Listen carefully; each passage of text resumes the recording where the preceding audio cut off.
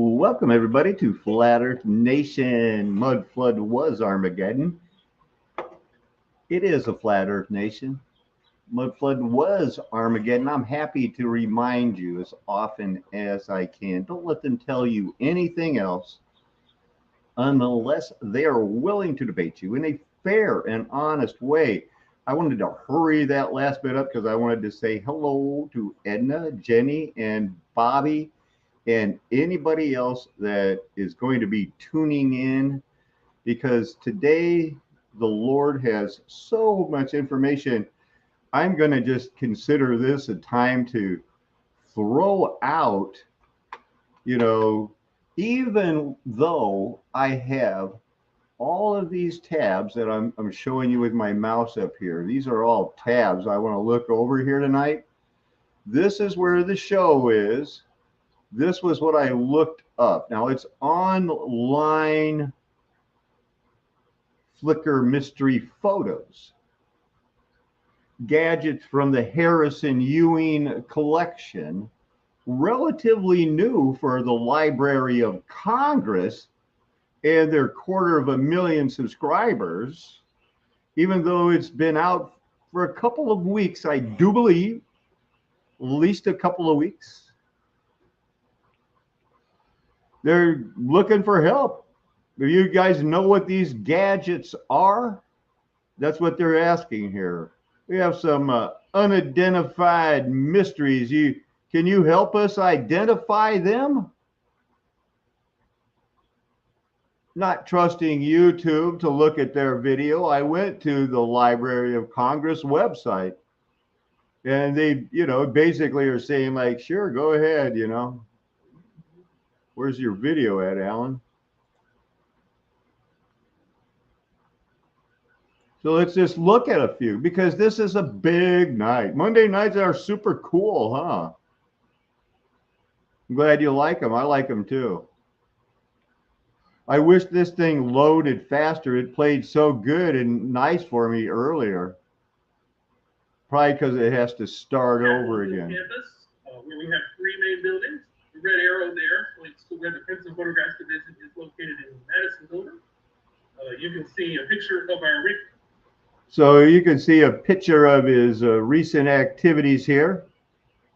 We're not going to look at the whole thing, but there's a couple of things I remembered.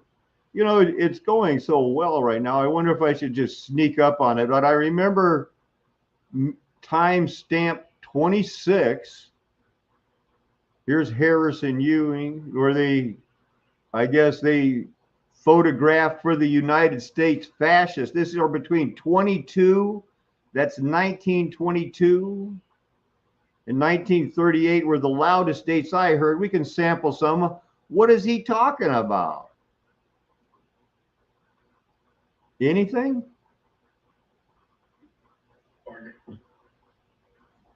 Typical. Let's start with radio. Harrison Ewing loved radio. This includes both point-to-point radio and broadcast radio.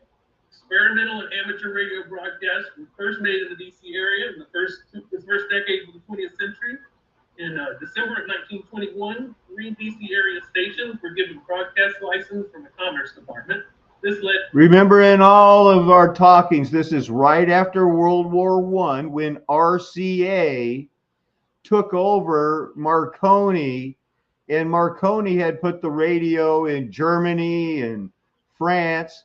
So France took Pathé and made it into their BBC.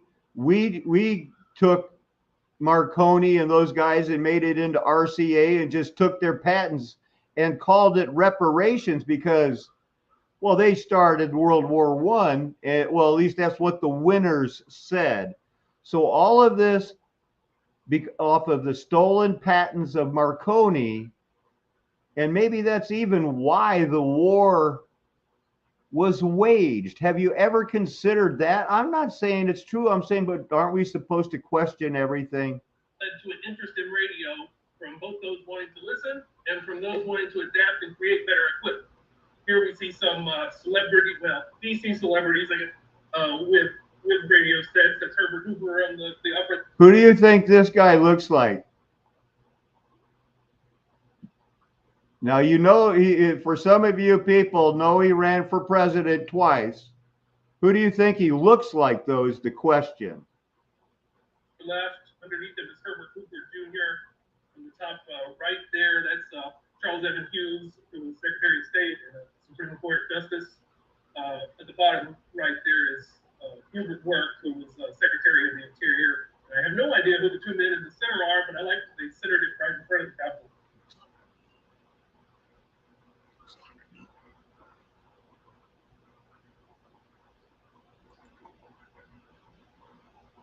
The Navy and Coast Guard were early adapters of wireless telegraph as a method of communication between ships and to warn ships of danger. They also did their own experiments with new advancements. If you lived in Northern Virginia between 1913 and 1941, the most notable landmark were the Navy's radio towers, nicknamed the Three Sisters, which you can see there in the photo on your left. On the right is a photo titled Radio Central Navy Department. It was taken around 19... Is it fake? Is it not fake? Wait till you see the stuff, man. I want to get to the 26-minute mark. It's so cool there. I don't know what this stuff is. You guys want this link? So all you got to do is act interested in the chat room. What? Hey, cool, man. When was this stuff made? You've got your speaker there, and you've got some backup batteries down there, so you're good to go.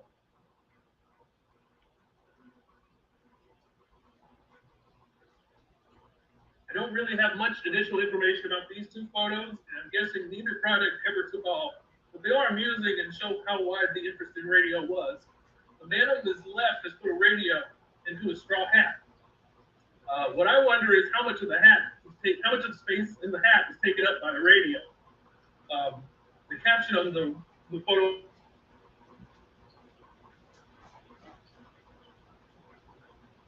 we're using, this much more portable unit was created by Brett Daniel. It comes with a handy carrying case, although it could be placed in a mahogany case when used in the home. And you can see, if you look here, you've got your speaker there, and you've got some backup batteries down there, so you're good to go. We'll sneak up on the 26-minute mark. Motion, and I doubt you would want to put your face there. The second photo on the right shows what happens when they took the device out to the ballpark. Caption says, baseballs undergo outdoor tryout. The government's test for velocity of American National League baseballs went out into the open air today. Having learned all about the traits of the pellets within the laboratory, the Bureau of Standards transported its paraphernalia to Griffith Stadium to let the baseballs be shot from the air gun and fly where they may. So neither of these captions actually said what the results of these tests were. So I searched around and I found a New York Times article which said that the balls from the National and American League were practically the same. It also said that the machine in the second photo had no difficulty in putting the ball over the fence with every swing, knocking on average 367 feet.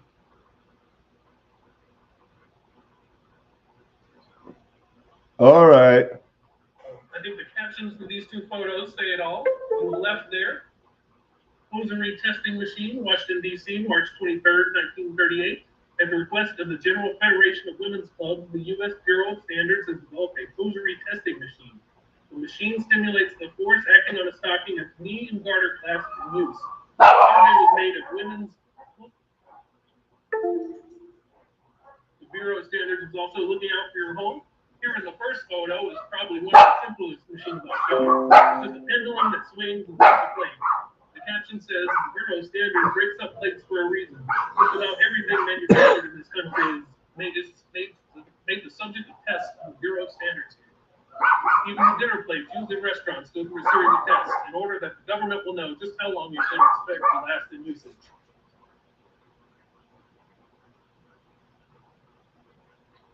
On the right there, the caption says, how much wear will your carpet stand? Washington, D.C., March 19th, 1938, a machine that produced the bending, slipping, twisting, and compression of the pile that takes place when your carpet is walked upon, has been developed by the National...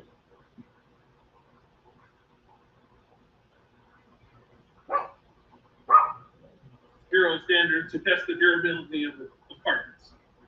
I should say, like, one of the things I like about these Bureau standards photos machines is that they show the radio robot. Ralph Stair of the Bureau of Standards has invented the radio robot, an electrical and mechanical troubleshooter for radio receiving data.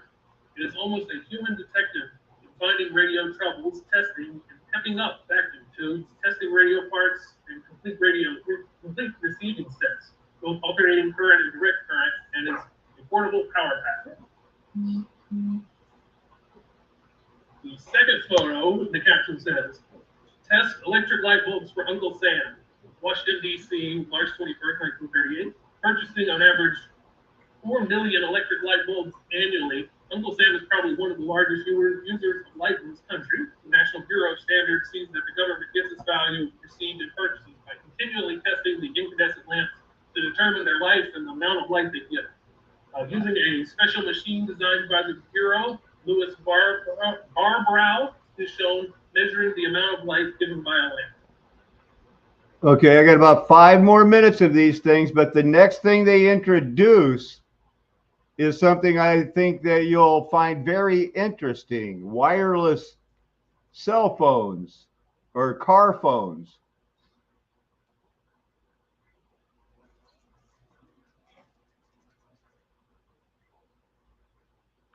And for the last photos from the Bureau of Standards, my 2 favorites. It's the one after this, I guess. First one on the left was actually identified by one of our Flickr viewers. Our caption now says, "Vivian Leroy Chrysler, an acoustics researcher at the National Bureau of Standards, Washington, D.C., looking over a loudspeaker horn used in sound penetration tests. It looks like this machine has a speaker taped to a board, which is attached to a machine which spins. I would really love to see this thing in action." The second photo here appears to show the same machine, but without the speaker attached. The caption says, "How to improve theaters for talking motion pictures is a problem now being tackled at the Bureau of Standards. Neil Chrysler of the sound section, who looks like he's imprisoned in stocks, is really studying the echo effect in this room, and his body and the observing instruments are enclosed so as not to interfere with the test." I just think that, every day he goes home and tells his wife, it's just another day at the office, just another board. I think his work was very compartmentalized. Here comes the radio antenna car.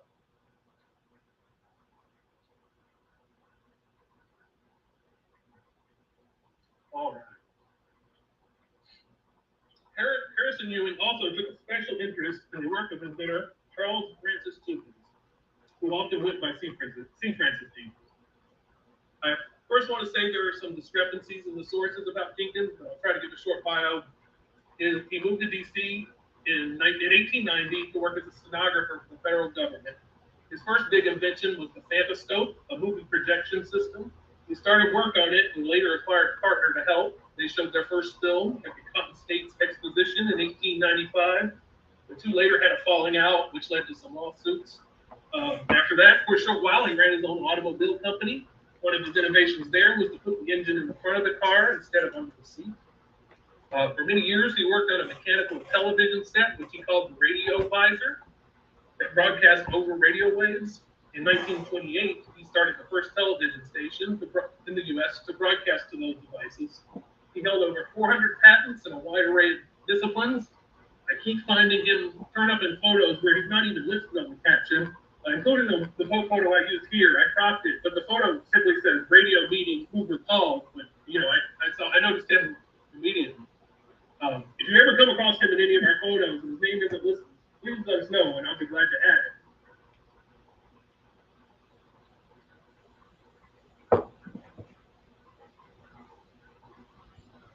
Oh, I must have had it confused. The photo on the left shows his apparatus for sending weather reports over radio, and then it's strapped to his leg. But the machine Jenkins would show off in 1925 had a resolution at 48 lines.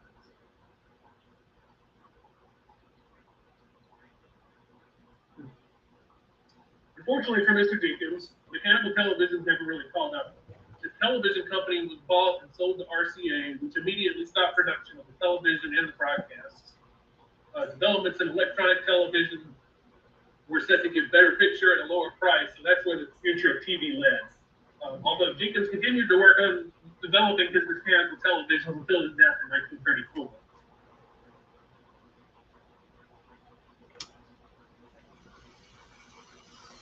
There are a few more gadgets that don't really fit in any category, but I wanted to show. So we'll start with these two photos from 1924.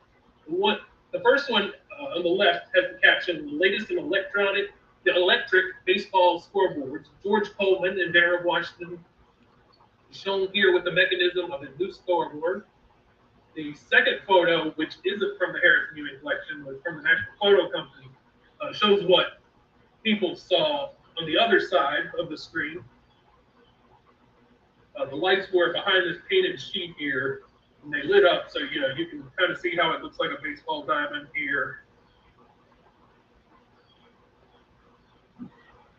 The July 24th, 1924 Washington Times had a brief article saying that pitching, batting, running, sliding into bases, umpire giving decision, all in action is shown. This is at the President Theater in Washington, D.C. Apparently, they had a radio broadcast that went along with it, although it said they replayed the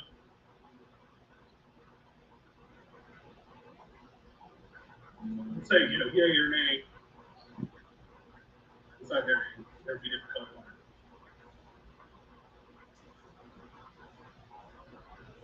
Okay, last two photos. And then streets. 8-4. I'm not really sure what. If you go to our Flickr Commons page and click on albums, you'll find one titled Mystery Photos, What's the Story? Not all the photos there are related to gadgets, but I usually try to pick ones that are interesting, even if you don't know what's going on in the photo.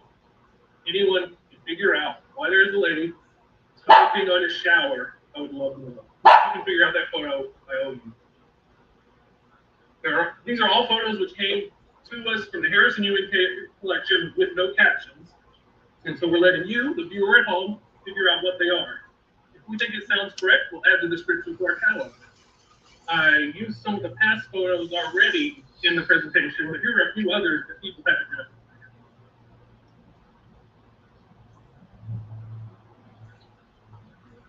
So these might be my two favorites of all the people. The one on the left there, after some creative guesses, someone was able to identify as a phrenology machine called a psychograph. Apparently it would, well, if you believed it, that kind of thing, you would apparently read the bumps on your head and that was a big deal to racism. Eugenics did phrenology. Let's interrupt right now and just see if I'm right.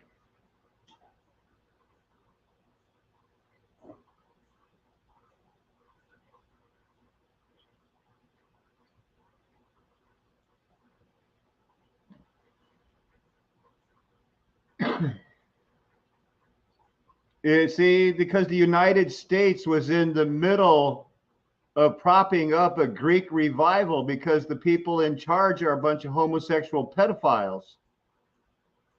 That's just the way it is. And, they show a black person because, it's just not cool, man. That, their brain were studied and told they were different, man. They're not white Homo sapiens. That's what they were told. But you could do a test and go like, no, man, I'm not that. Some scientists believe phrenology affirmed European superiority, and that's why we were still doing it in between the wars, because, man, that was everything to the United States and the Nazis and Japan and Italy. All countries were trying, because they didn't believe in God anymore. Since Satan's been loosed, they've only been pretending. But it all went back to the same common thing, Greek theory. They want to rape your children, especially your boys. tell you your personality. Apparently, these were available until sometime in the 1930s. They can be found in places like department stores and movie theater lobbies. got the idea from a couple things I read. They were more like kind of novel. At least I'm hoping. I'll bet. And this last photo here on the right, I like not the pulsar devices, which are artificial breathing devices. Um, it's because of these poor guys' faces. I hate to know what they went through to get the telegraph key. No, I didn't see it. Sorry. Okay, it's a telegraph. Where's that one car at with the radio antennas? There it is. I'm not sure it's how secure it is, and I wouldn't want to hit any low branches, but.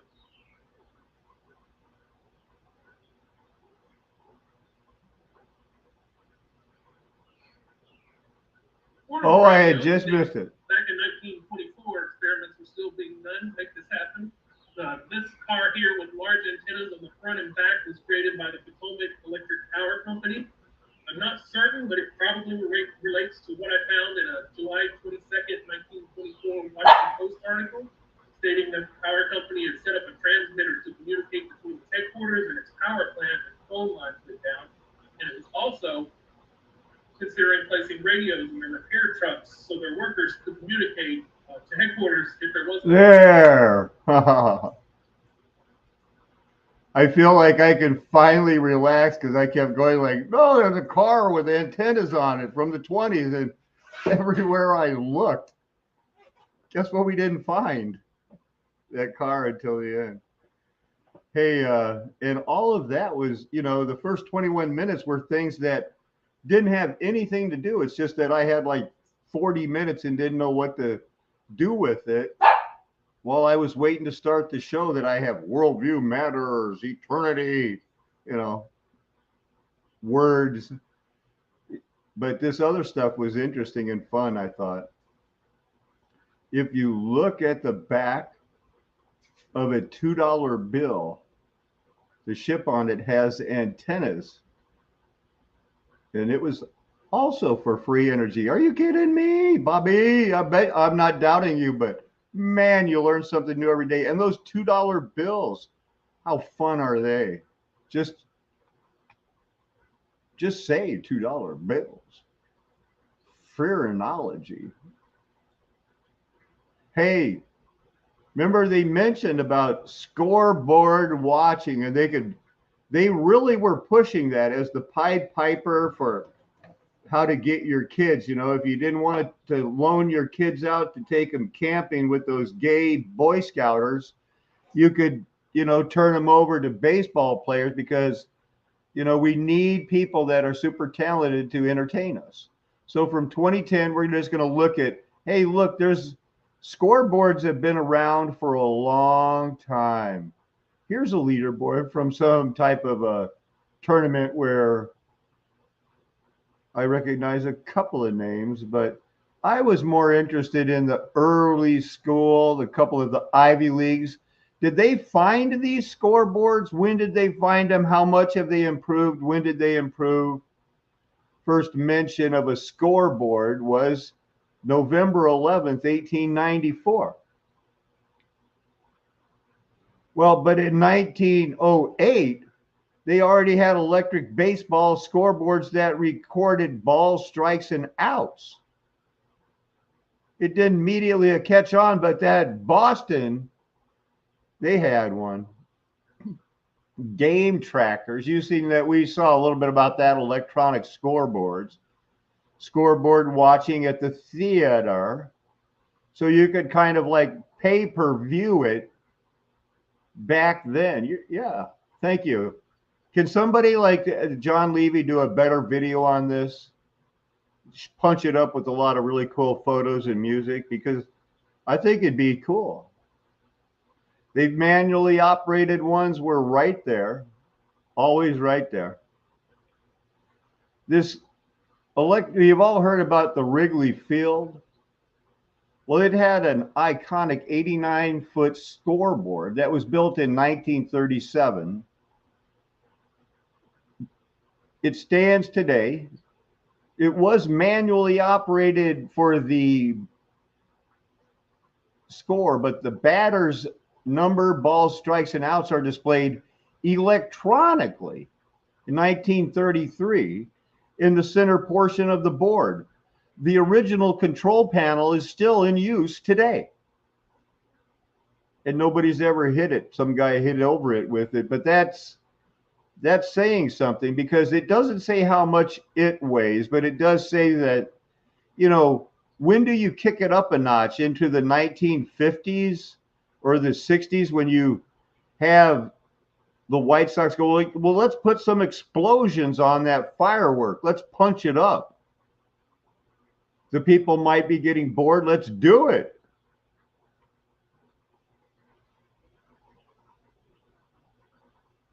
$50,000 lights in 1965 at the Astrodome, which I went to and saw as a young man. And they still going big with their scoreboards, but they started early. And I wish, you know, somewhere around here I read how much those scoreboards weighed. But to the other stuff, what did I have going on here? This knucklehead. Oh yeah. This is let me change my thing here. So I was talking to Tommy earlier today. I remembered I'm going to try to destroy hyperbolic geometry and why we should stick to Euclidean geometry. You know, because the Bible talks a lot about how God held the plumb line and, you know, keep the road straight, and there are, you know, other roads that don't intersect. What, you know, you find out though that the new geometry that they want to prove with their postulates, I'm going to not drag this out, but they want to leave off the fifth postulate that there's no such thing as completely parallel lines. I'll let Soy Boy explain it for you. Everybody.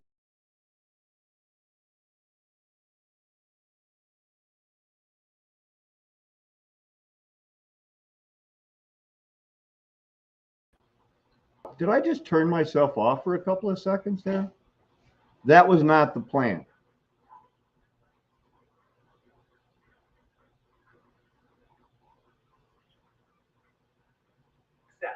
Okay, so we saw the first postulate already, that between 2 points you can draw a line segment. What are the others? The second is that if you have a line segment already, you can extend it as far as you wished into a line. The third says that given a central point in some radius, you can draw a circle. The fourth is that right angles are right angles, and no matter where you draw them, all right angles are the same. So all four of those axioms are just pretty straightforward, very reasonable things to accept. But the fifth postulate, that's where it gets a little bit weirder. No, it doesn't get any weirder at all, man. Am I not sharing? Now, did I do all that to not share? Because I dropped off. Because I dropped off.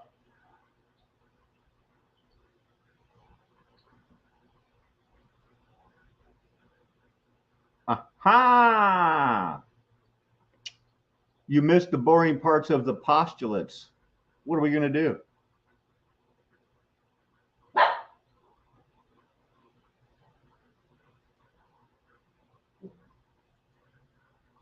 Third says that given a central point in some radius, you can draw a circle. The fourth is that right angles are right angles, and no matter where you draw them, all right angles are the same. So all four of those axioms are just pretty straightforward, very reasonable things to accept. But the fifth postulate, that's where it gets a little bit weirder. The fifth postulate says the following. If you start with a line, and then you consider some point that is not on the line, then there is at most one other line that is going to never intersect the original line. That is, we're saying, given some starting line, you could always construct a parallel line to it. And my contention is that shouldn't be a problem. Because when I was studying geometry and trigonometry, that was one of the things that you absolutely rely on. That if you're doing a survey plot here because your artillery needs to go that way and that guy's doing it 4 miles over there, you're on a fucking straight line. he's not going to shoot you. You're all on the same page. Excuse my language, but the fifth postulate, is there not a plumb line? Can you not hold it over this flat earth and get a plumb line and know that they could run parallel and that for eternity they would never intersect? That's not geometry. That's not math. And to pick that as like, I like all the other postulates, but there's no straight lines. So it comes out there. They've got this new geometry that I didn't know that they replaced Euclidean geometry. I really didn't know. I've been living my life using it. Listen to this moron.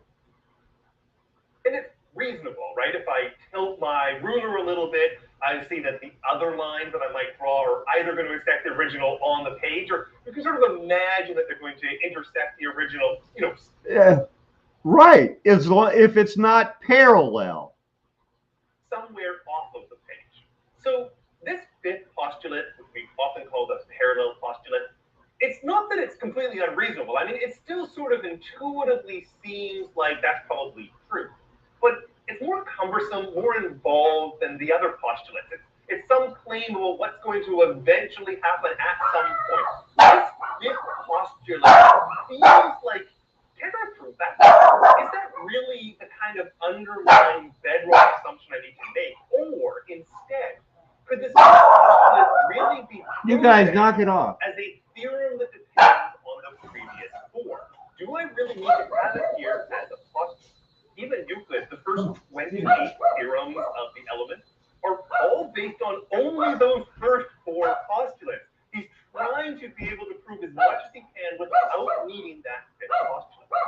Now, for millennia, literally millennia, mathematicians tried to prove the fifth postulate as a theorem if you only if you don't accept that they added 1,000 years. So that's what we're dealing with. Are for microbes to die, but maybe now you're asking yourself a more fundamental question. What even is death? Well, weirdly, none of us will ever fully know the answer to that question, but that does not mean that we can't try to use what we know of chemistry and life to begin to describe it, as we will see in our next video.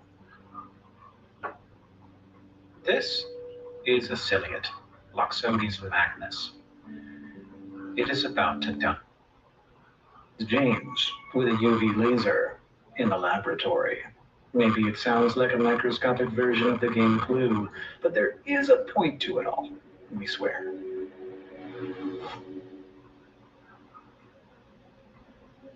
Blepharisma have appeared on our channel several times before. In fact, this channel got its start thanks to a video that James, our master of microscopes, once posted of a Blepharisma dying. Around 3 million people watched that video, including me, your host Hank Green, so if you enjoy this channel, you can thank that dead Blepharisma. But perhaps you should wait for another day to thank them, because in about 10 seconds, you're going to watch a Blepharisma explode. Here it is, glowing with autofluorescence underneath UV light. You can see its oblong shape and oral groove outlined in red, but not for long. The red becomes brighter and brighter, but it also looks like it's starting to expand. And then suddenly, the walls of the Blepharisma burst, the organism popping like a... All right, and what we've learned here before in, numerous other videos, what you just witnessed is how you're going to die compared to how the world is going to die. There's apoptosis and narcoposis, or it's where you die and just you poison the world. Your death is just like you blow it up and just die. And then there's another death where your spirit is absorbed into the universe. You have those type of organisms living in you right now. That's mainly what I'm trying to tell you, is that when we can get our own organisms fit, running the way they should, because we are in charge of them. We are the temple of God. Those living beings that some of them marry for life. build apartments, bury their dead. And when they have to patch up their apartments to keep them in working order, we call that earwax. We call that earwax. And it's done by people who guard organisms that guard and marry for life and raise their children and bury their dead. And when they repair, it's our earwax. When you sleep, they sleep. How you feel is how they feel. How you're dealing with your magnetics in your body and your immune system, and whether you're building up gold, silver, and precious stone, because not only do those good works that you were created in Christ Jesus, you were saved by grace, created in Christ Jesus to do good works, like every parable in the thing. And when God gets back, he's going to go, how'd you do with what I left you in charge of?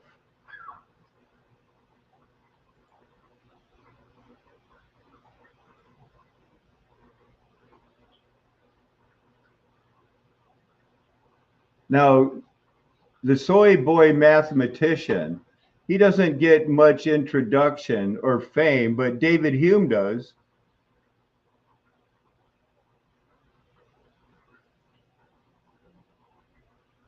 From when he was young to when he was old, and he was honored, was he not?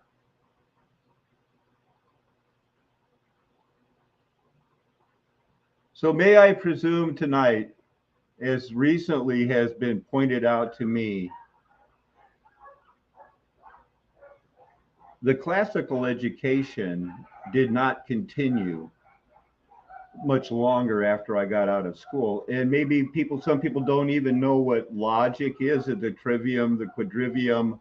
Who is Aristotle? Where did all that go? So I think we're going to go over just a quick review of a lot of things that, they forced on us, and that when we communicate, or read a book, we had to be able to apply it to different things. And now that the veil's off and we realize, oh my gosh, the Lord is showing us that Armageddon's over, and we all know it, mud flood, eyeball earth, so much we've learned, correct? So now we have to put it in possession. So what I'm going to do is take just a little bit of time here, and we'll go over some of this. What is logic? How do we understand it? And you can't go anywhere in your classical education without some understanding of the influence of David Hume. So we're going to start with David Hume.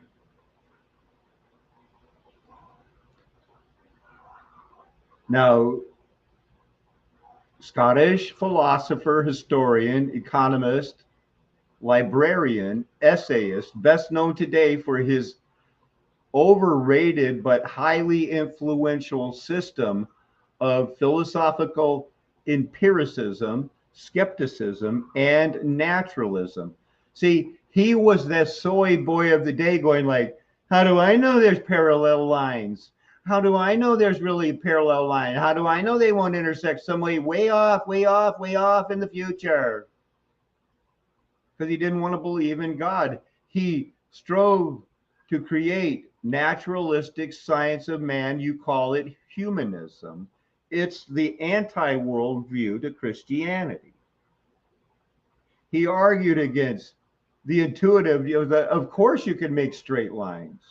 And look, the early John Locke, I know many of you watched the movie, the TV show Lost, and were influenced by the character John Locke. They do that to keep the common memories out there to go, I got to check him out. Oh, you never heard of him?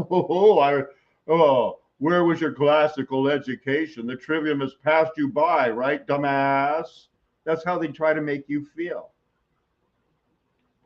But of course, in their history, it places him with Francis Bacon. Boo hoo for King James fans. He's evil. Hobbes, come on, Calvin and Hobbes, he wrote the Leviathan. Why do you think they stick that in the common memory? Of course, John Locke, George Berkeley, look at that punk. Empiricist. Empiricist just means that you can observe it and it's repeatable It's what they call science, but without any miracles ever. And plus, no parallel lines if they don't want them. Famously portrayed, reason is and ought only to be the slave of the passions. What is and what ought is a problem. He changed the new norm. And we are reaping and being judged for going along with it. Now, the point that you need to understand is that these guys, and from my very beginning freshman philosophy classes, I understood this man was somehow this was a prop up, this was a setup, because one of his famous arguments is that if you hit a billiard ball, cue ball, into the other ball, you can't, through logic or their reasoning, prove that the one ball made the other ball move. It might have been, not every time. Maybe at some time you were going to hit it, then an earthquake happened and it moved anyway. So what they want you to do is, before they'll listen to you about God, reason, and true logic, they'll want you to accept, yes, but some far-fetched postulate could be true, right? So we're going to accept that it doesn't necessarily, what you're saying doesn't necessarily have to be true, because two parallel lines, there could be no such thing. It always has to be something like that. And that upset me greatly, that you'd have to deal with people that wouldn't say the cue ball struck, the force used by the cue ball into the other ball transfers energy and it moves. No connection. Nope, no connection. You have to accept that, and you'll see that I'm not exaggerating. But he influenced utilitarianism, logical positivism, the philosophy of science, early what they call analytical philosophy, cognitive science. He totally affected theology, in fact, and Immanuel Kant. I'm sure you heard of him. He awakened his inner doubting of God, but still led him to lead a moral life by choice. And he's an enlightened theologian. Everybody studies him. Of course, they picked him out at age 12, or maybe as young as 10.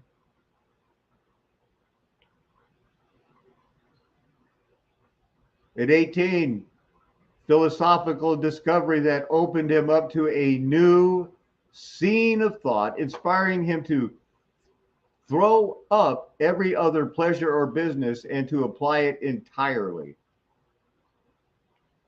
Well, I wonder, who knows? Pills, Jesuits, everybody's involved in that.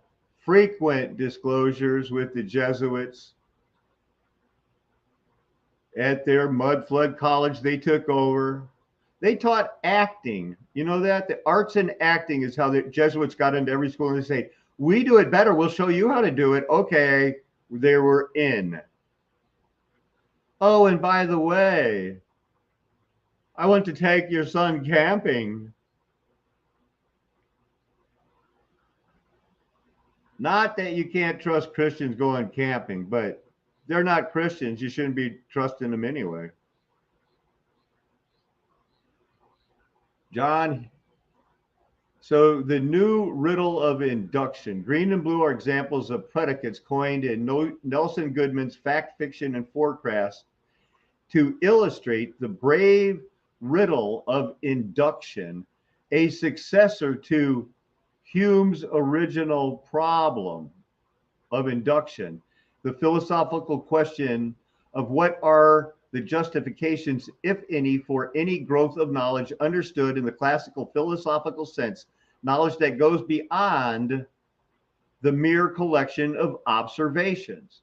Originally, attack on the Bible, the riddle of induction, the problem of projectable predicates, and ultimately with empirical generalizations are law-like, and is how they can make a law of gravity, the law of the speed, a constant of the speed of sound based on a law that is a best guess.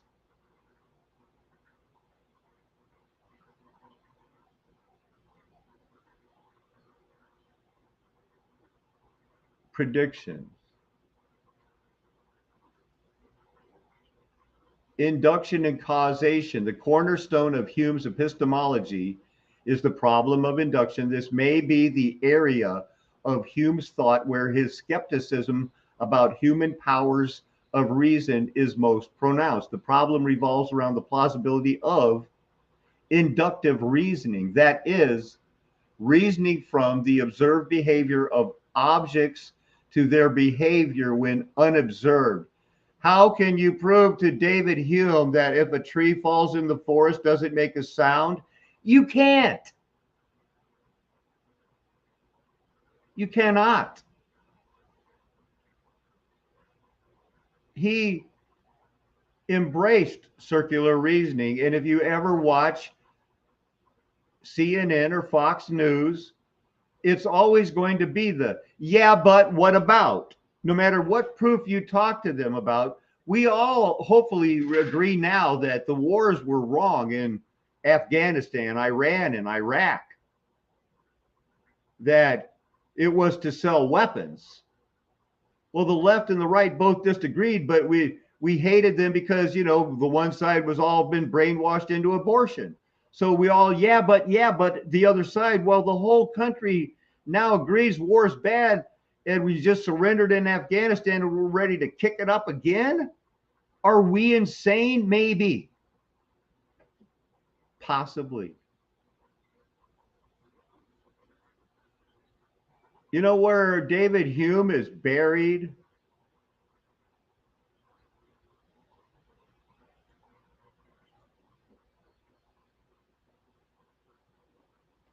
Here.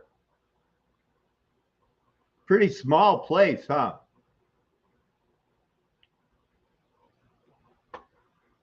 For a cemetery for famous people. Fairly small, fairly well protected. Very symbolic if you know what you're looking for. Still small.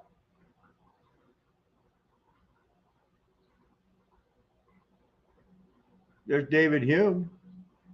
Hey, they got some celebrities buried there, and this is only through 1776 to 1899.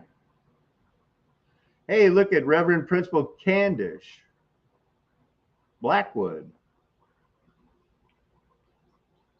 There's a horologist, Thomas Reed, horologist.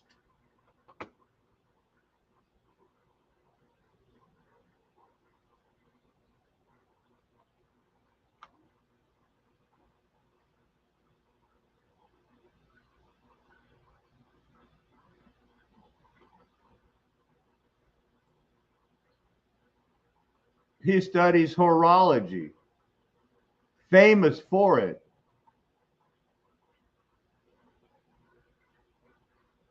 Horology is a type of geometry, I guess.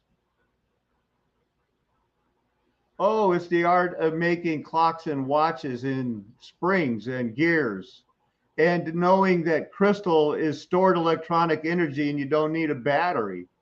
That's cool. That's cool. Nice tools.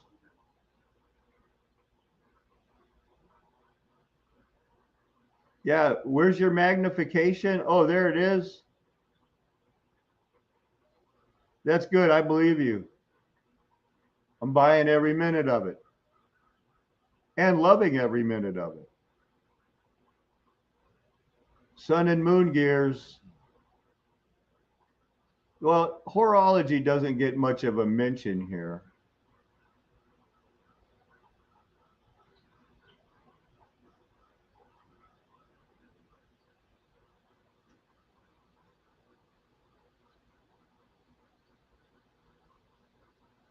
Sundials are cool, huh? You like flat earth sundials? These work on a flat earth. See the analemma that you can double check?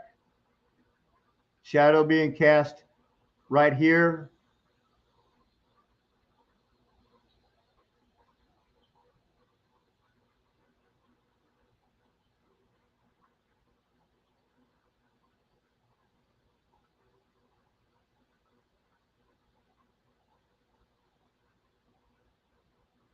From the Valley of the King.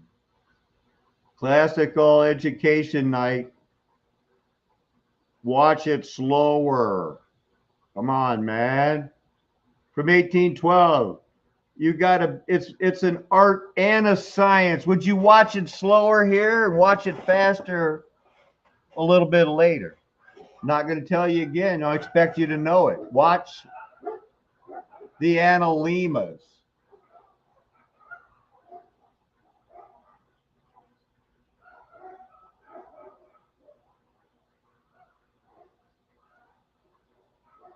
For those in the know, I guess.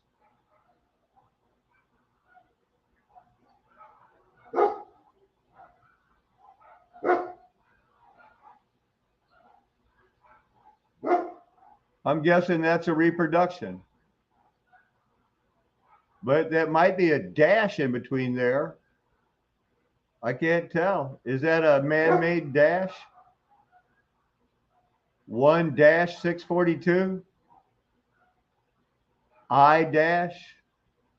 You see any more eyes on here?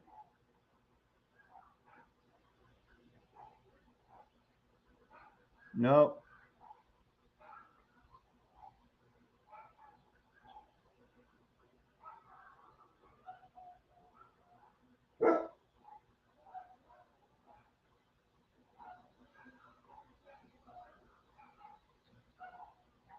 Looking at that, there's the Nelson Monument.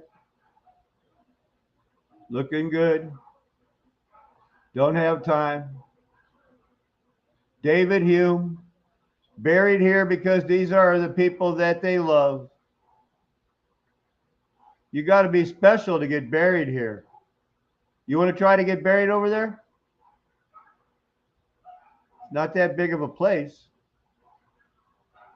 An hourglass, time flies, and then you die. Maybe. Maybe that's what it means. There's David Allen's grave. There's the mausoleum. He has more. He's got more than just a marker. He's got it all. Look at this guy. They had to celebrate him, right? Moved his body here. I think he died in 1776. Oh, and he got a thanks be to God quote. And the Lord Jesus Christ in the mystery. Behold,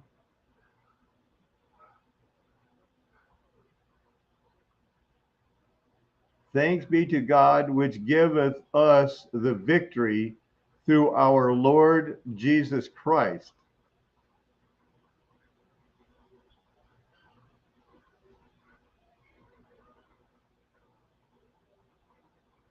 Well, they might want to put a good, bright face on his eternal future.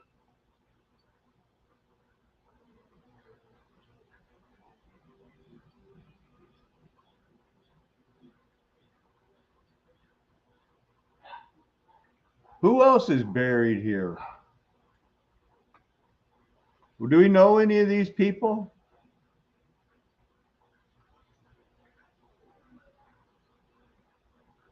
Two David Humes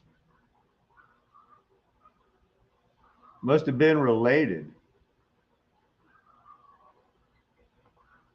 Who is Socrates?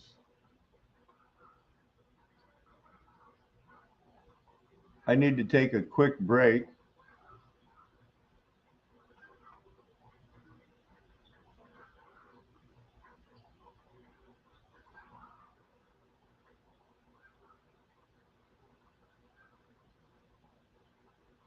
I'll be back in un momento.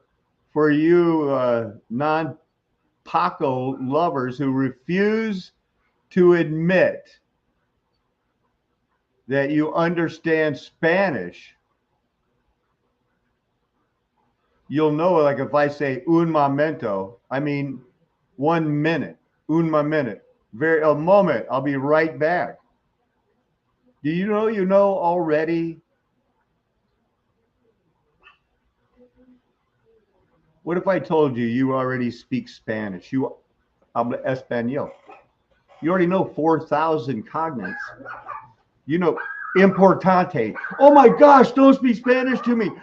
USA, I can speak English. Importante. You can't imagine that you know Spanish already. It's important. I don't even have to go the other 3,999 words you already comprehende in Espanol. Oh, one slipped out. I'm taking a break because I got no agua.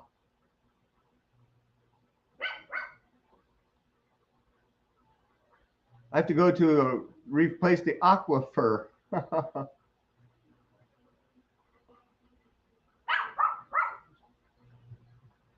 Here's what they want you to believe about why America would be better worshiping the Statue of Liberty and forgetting about Jesus Christ, just pretending there's a God. Be good. And by the way, 506 treaties with the Native Americans, and they never caught on. We're killing all of you because we can.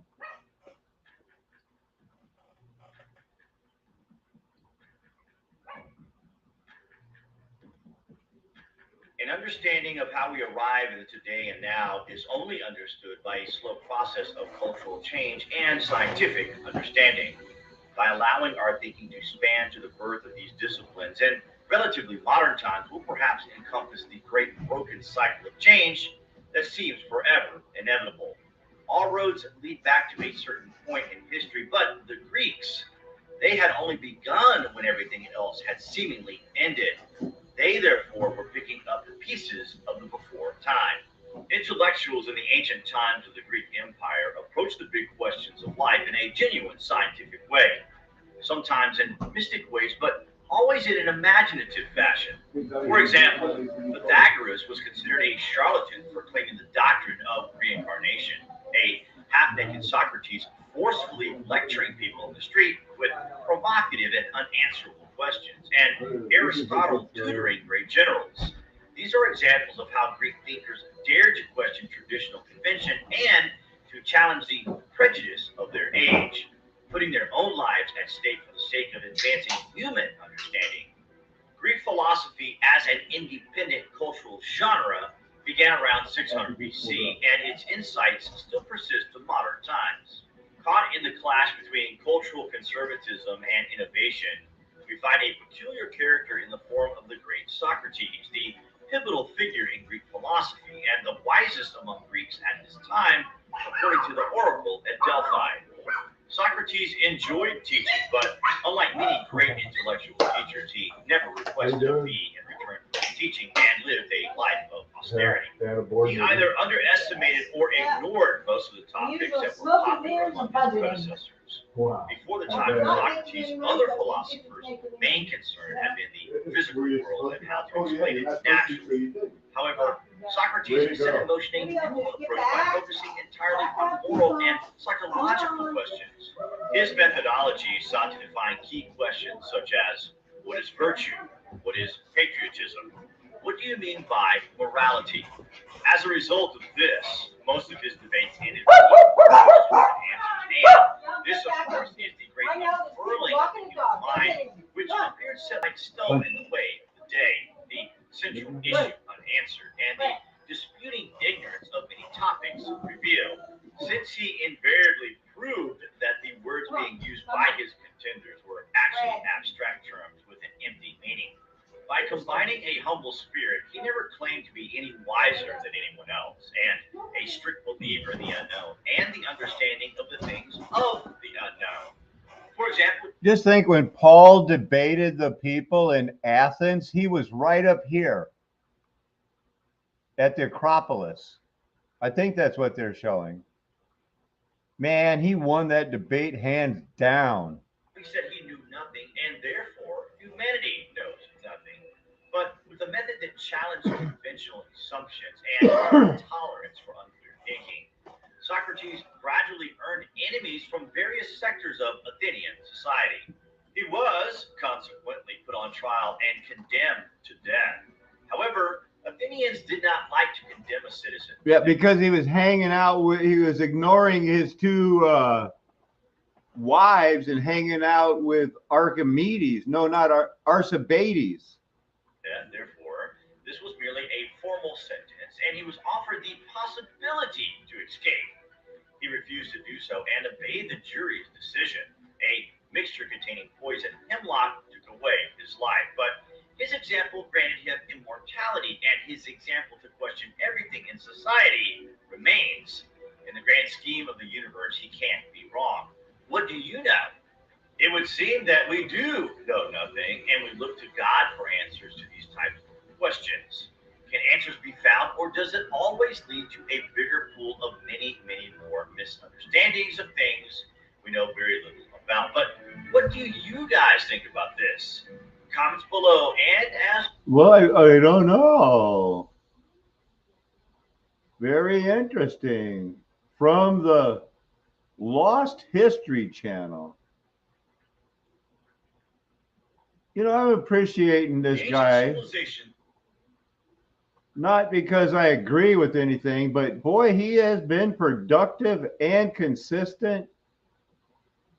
And I got to check out some more of his stuff, you know. One good thing about it is that most of his stuff is just, you know, Creative Commons. The squatter man that appeared to them, the squatter man that they would call Viracocha. Wait to hear this. I don't know where he gets it, but he, you know, it's a good way if you just need to look at things and can apply your own worldview to it.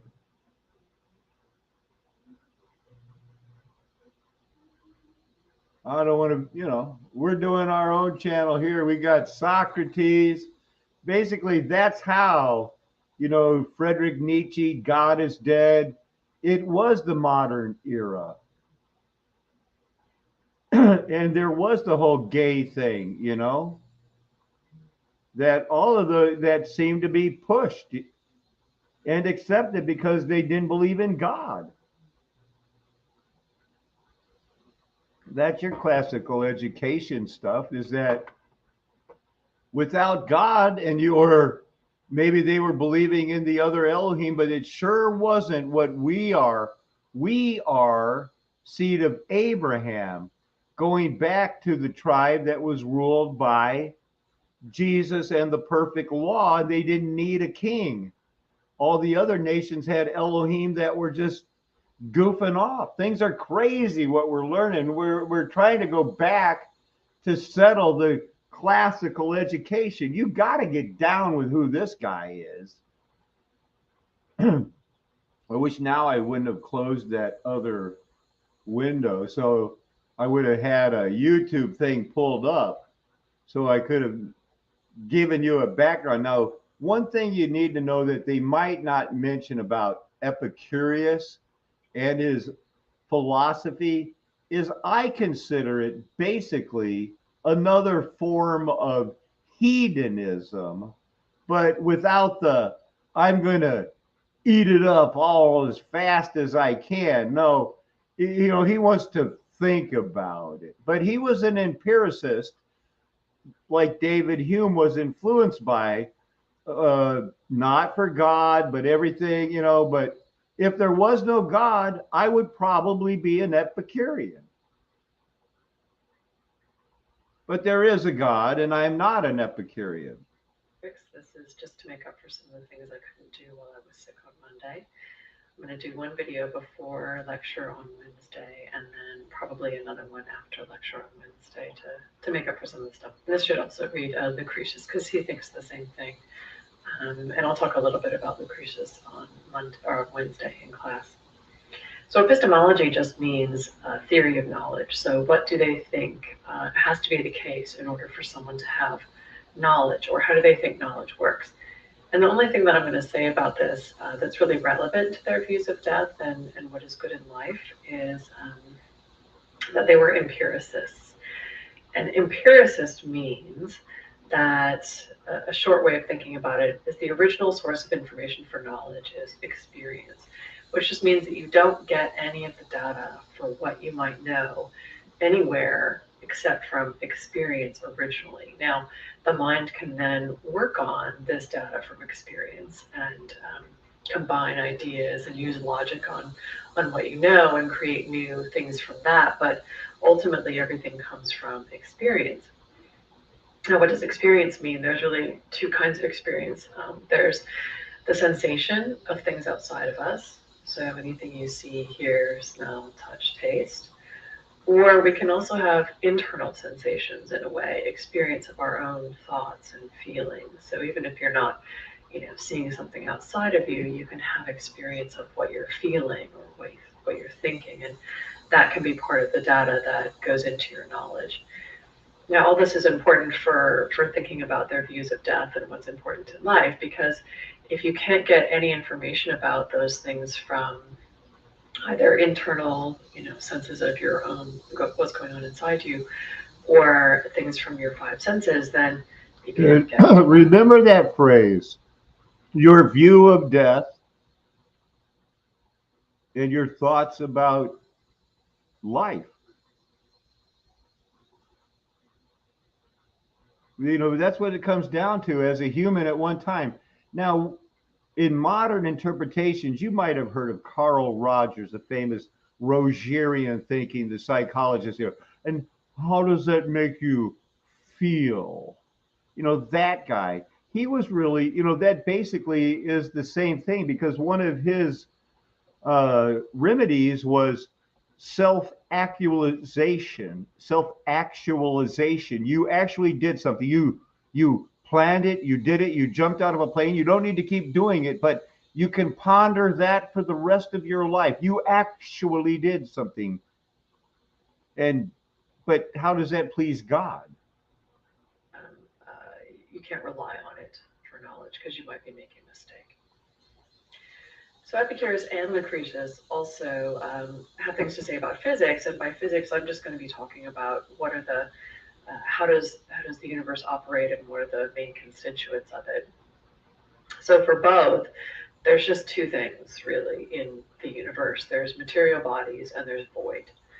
And material bodies is just anything that's made up of matter, and void is simply emptiness. It's just empty space and literally emptiness. And there's a couple of reasons why they think this is the case, at least. There may be more, but one is, look, if we're just getting our... Now, in case you're thinking that word void, remember, Epicurus did not write in Hebrew. It's not that void of the world, but it's not all the way that void either. From our senses, we know that matter exists. We see, hear, smell, touch, taste it.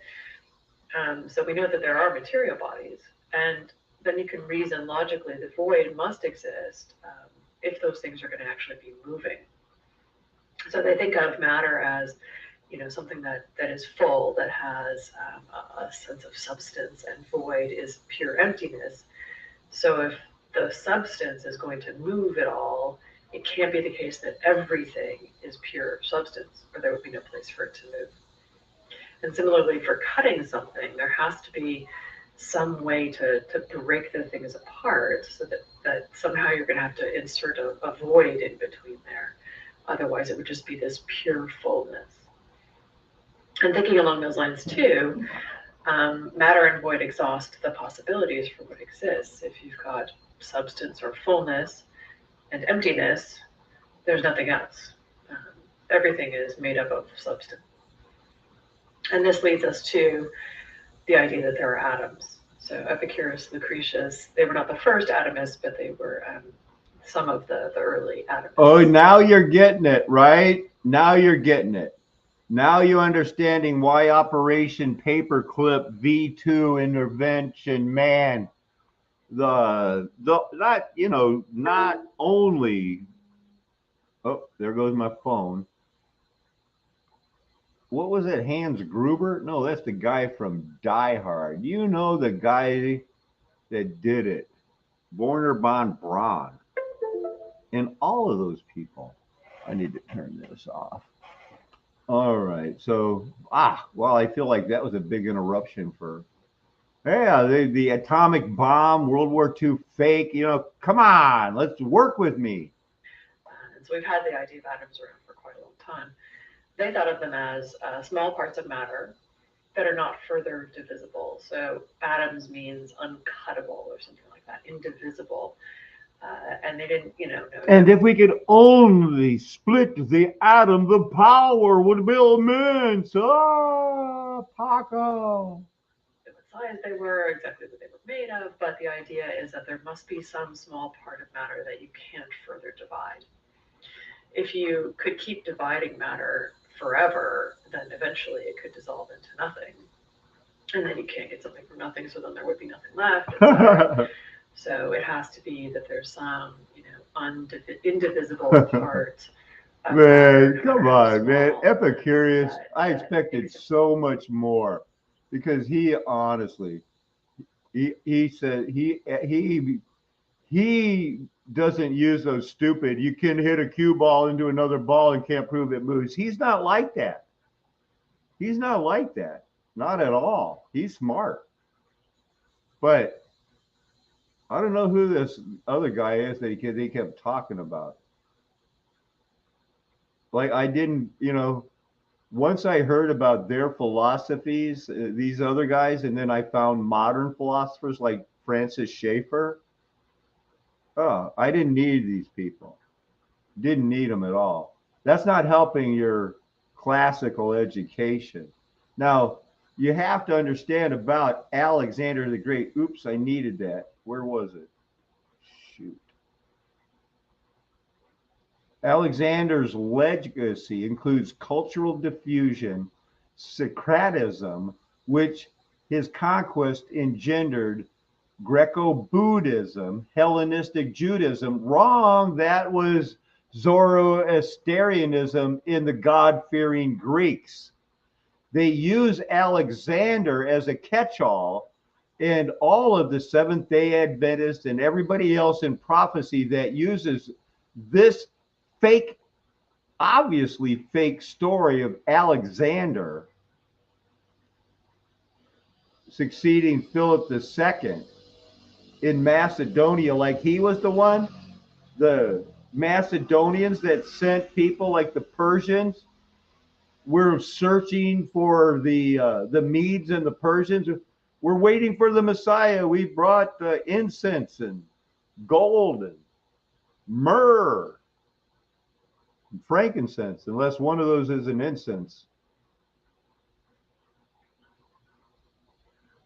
I'm just not buying this whole thing anymore about the story of this Alexander the Great. Somehow, them trying to prop him up, the 20 cities that bear the name of Alexandria, it's just not the same. And then they use him so much, especially the Seventh-day Adventists. I'm on that kick right now.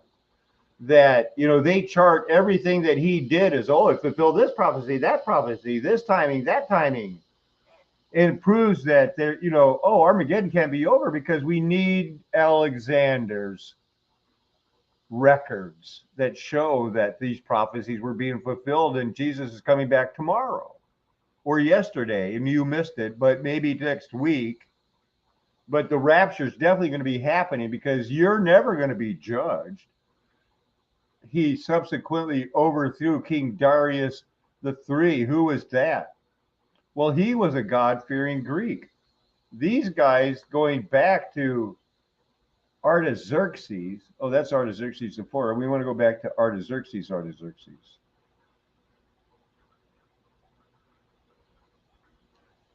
All these guys, the old Persians, ever since Esther married Artaxerxes, they had Jews working for them, and they became God-fearing Greeks.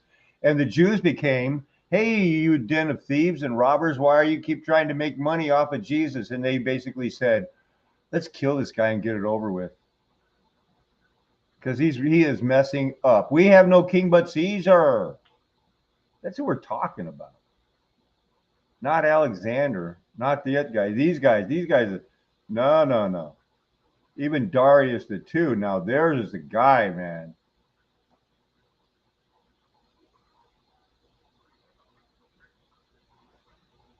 Wonder what the Bible said about Darius the two.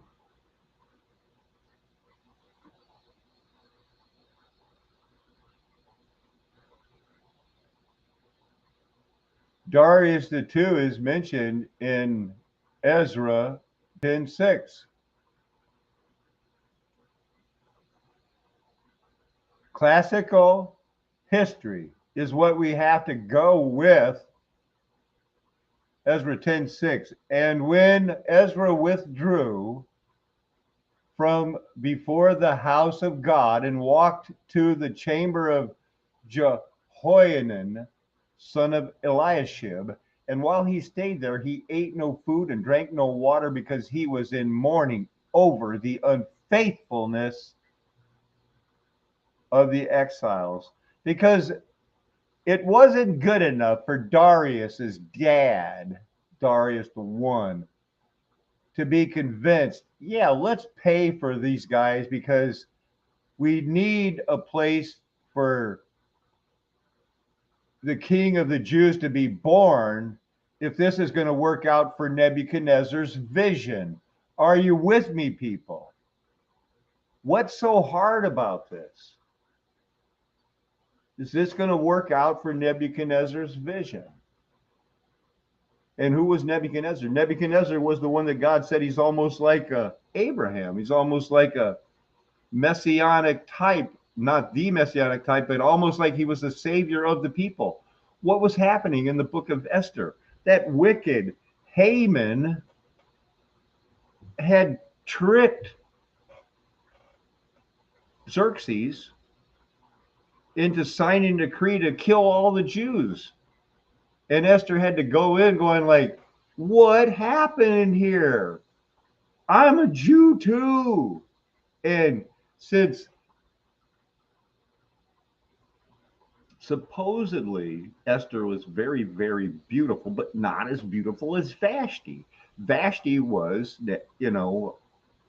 Xerxes' first wife, and she got all snooty, and she basically said, I don't have to obey you. And then everybody said, wow, hey king, if your wife gets away with not obeying you, what are the other husbands going to do? So Xerxes said, but she's so pretty. And they said, what are the other husbands going to do? They going to let him just be like that? And he goes like, all right, Vashti, you're banned. I have to find a new queen. And so Esther. And then they didn't know she was Jewish. But that wicked Haman had convinced it and tricked Mordecai, who was a Jew too. He was uncle of Esther. And Haman was way up there with Xerxes, Artaxerxes. The guy you remember from 300, the guy that they showed is like with the tattoos and the earrings, and he was like a Nephilim. That's not what he looked like. He married Esther. He was a normal dude. He's probably one of those handsome people. And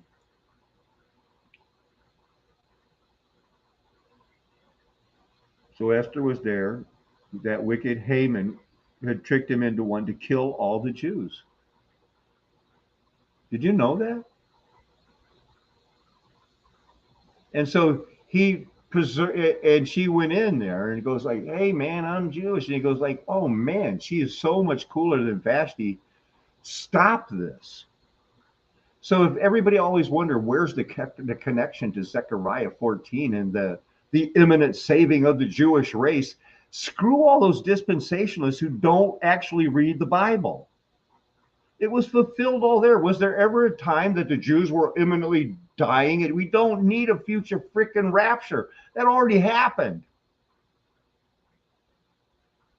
I thought, and I'm going over the classical education, and I'm realizing, gosh, I think, because I taught this 3 years ago, I thought everybody knows it. But I realized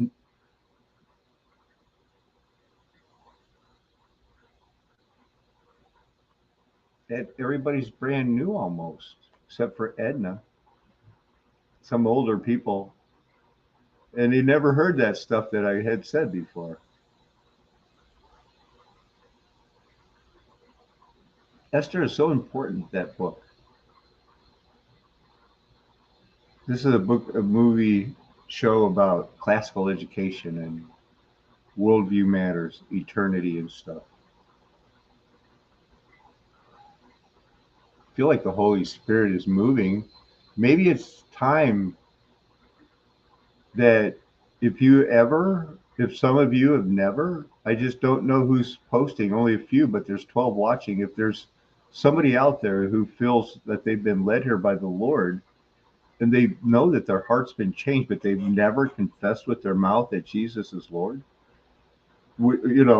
just repeat after me. I'm going to tell you what to say, then I'm going to say it. You can repeat it with me. Jesus is Lord. Jesus is Lord.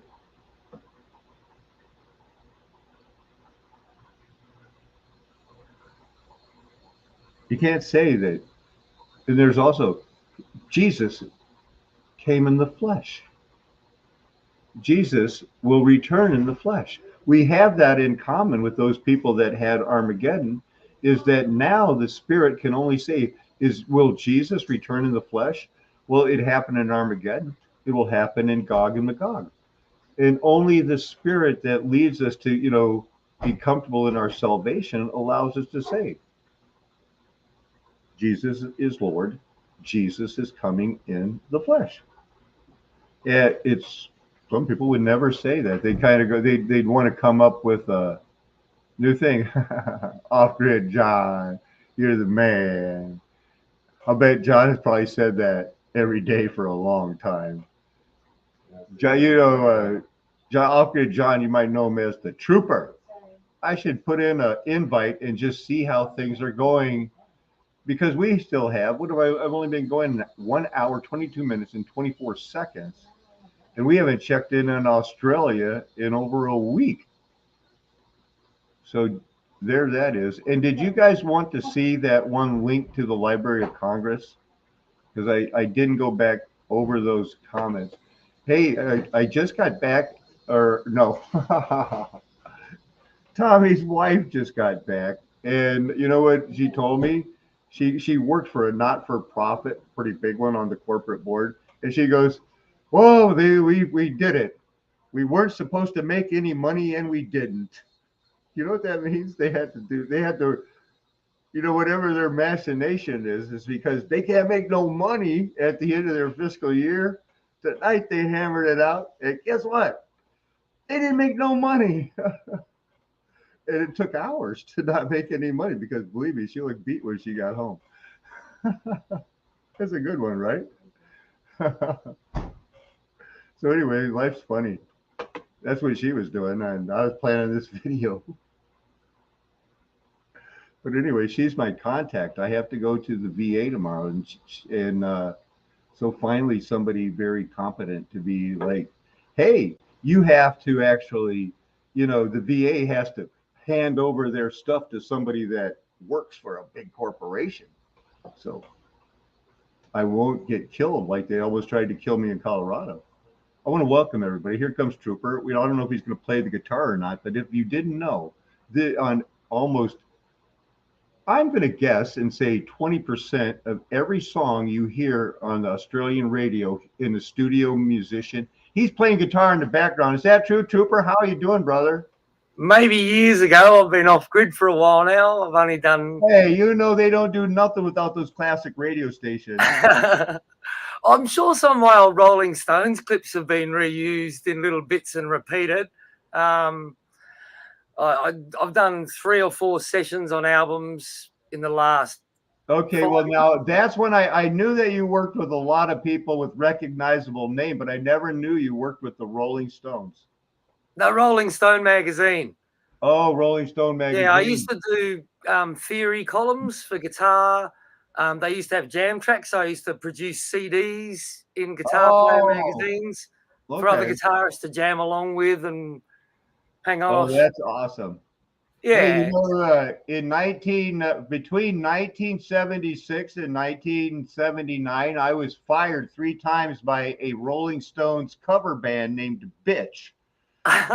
And we were covering the Rolling Stones because they were getting set to retire, and we actually at the time paid like $70 to go to their retirement concert, and then they didn't retire.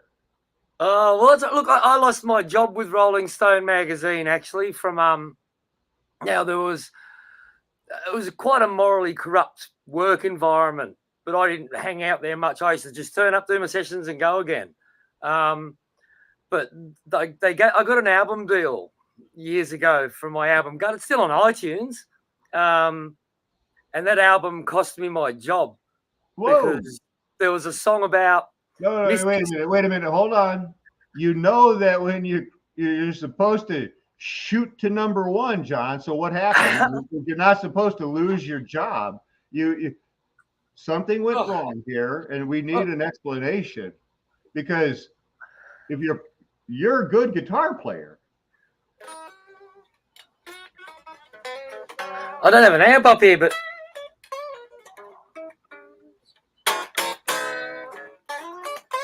But anyway, so I'm mucking about.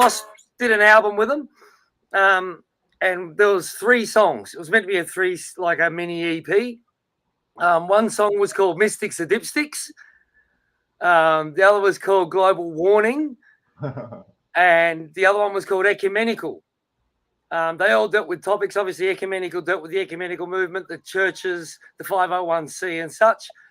Mystics or Dipsticks talked about the selfish attitude required for wanting to know something that someone else doesn't have privy to. Secrets are like a base of lies for us down here. And the other song, Mystics or Dipsticks, what was the other one? Mystics or Dipsticks? Global Warning. Well, that was that self-evidentary. I mean, the earth goes through cycles, stuff happens, and we're weak humans. We don't actually do that much. What we do to the world is spiritually bad.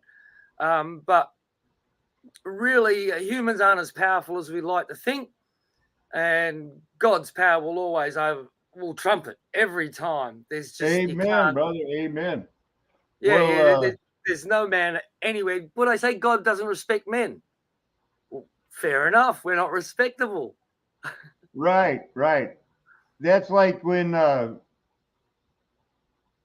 it shouldn't be hard for us to be like, for real Christians to relate to people, be like, look, when God showed me my sins, I realized, wow, we were all like that. That's bad. So I'm not going to hurt anybody physically, but I'm not going to cut them any slack spiritually. For myself. Look, you blew my mind years ago, right? And I thought that no one else was questioning Matthew 24:34 and stuff like that. I was blown away that someone was prepared to humble themselves, because to accept when we are is hugely humbling. We're the leftovers. We're the ones who didn't do it right. We're the ones who probably whipped the good Christians. We are the ones who have got a second chance. And if we can't appreciate how much love God has for us, look, a small example right today. I mean, tiny example. And I'm not godlike, but I'm trying to give an example how God must have to deal with us stupid humans. We got a bunch of dogs. 4 of the puppies and one of the guard dogs decided to pick on one of the house dogs because we've got different perimeters. No.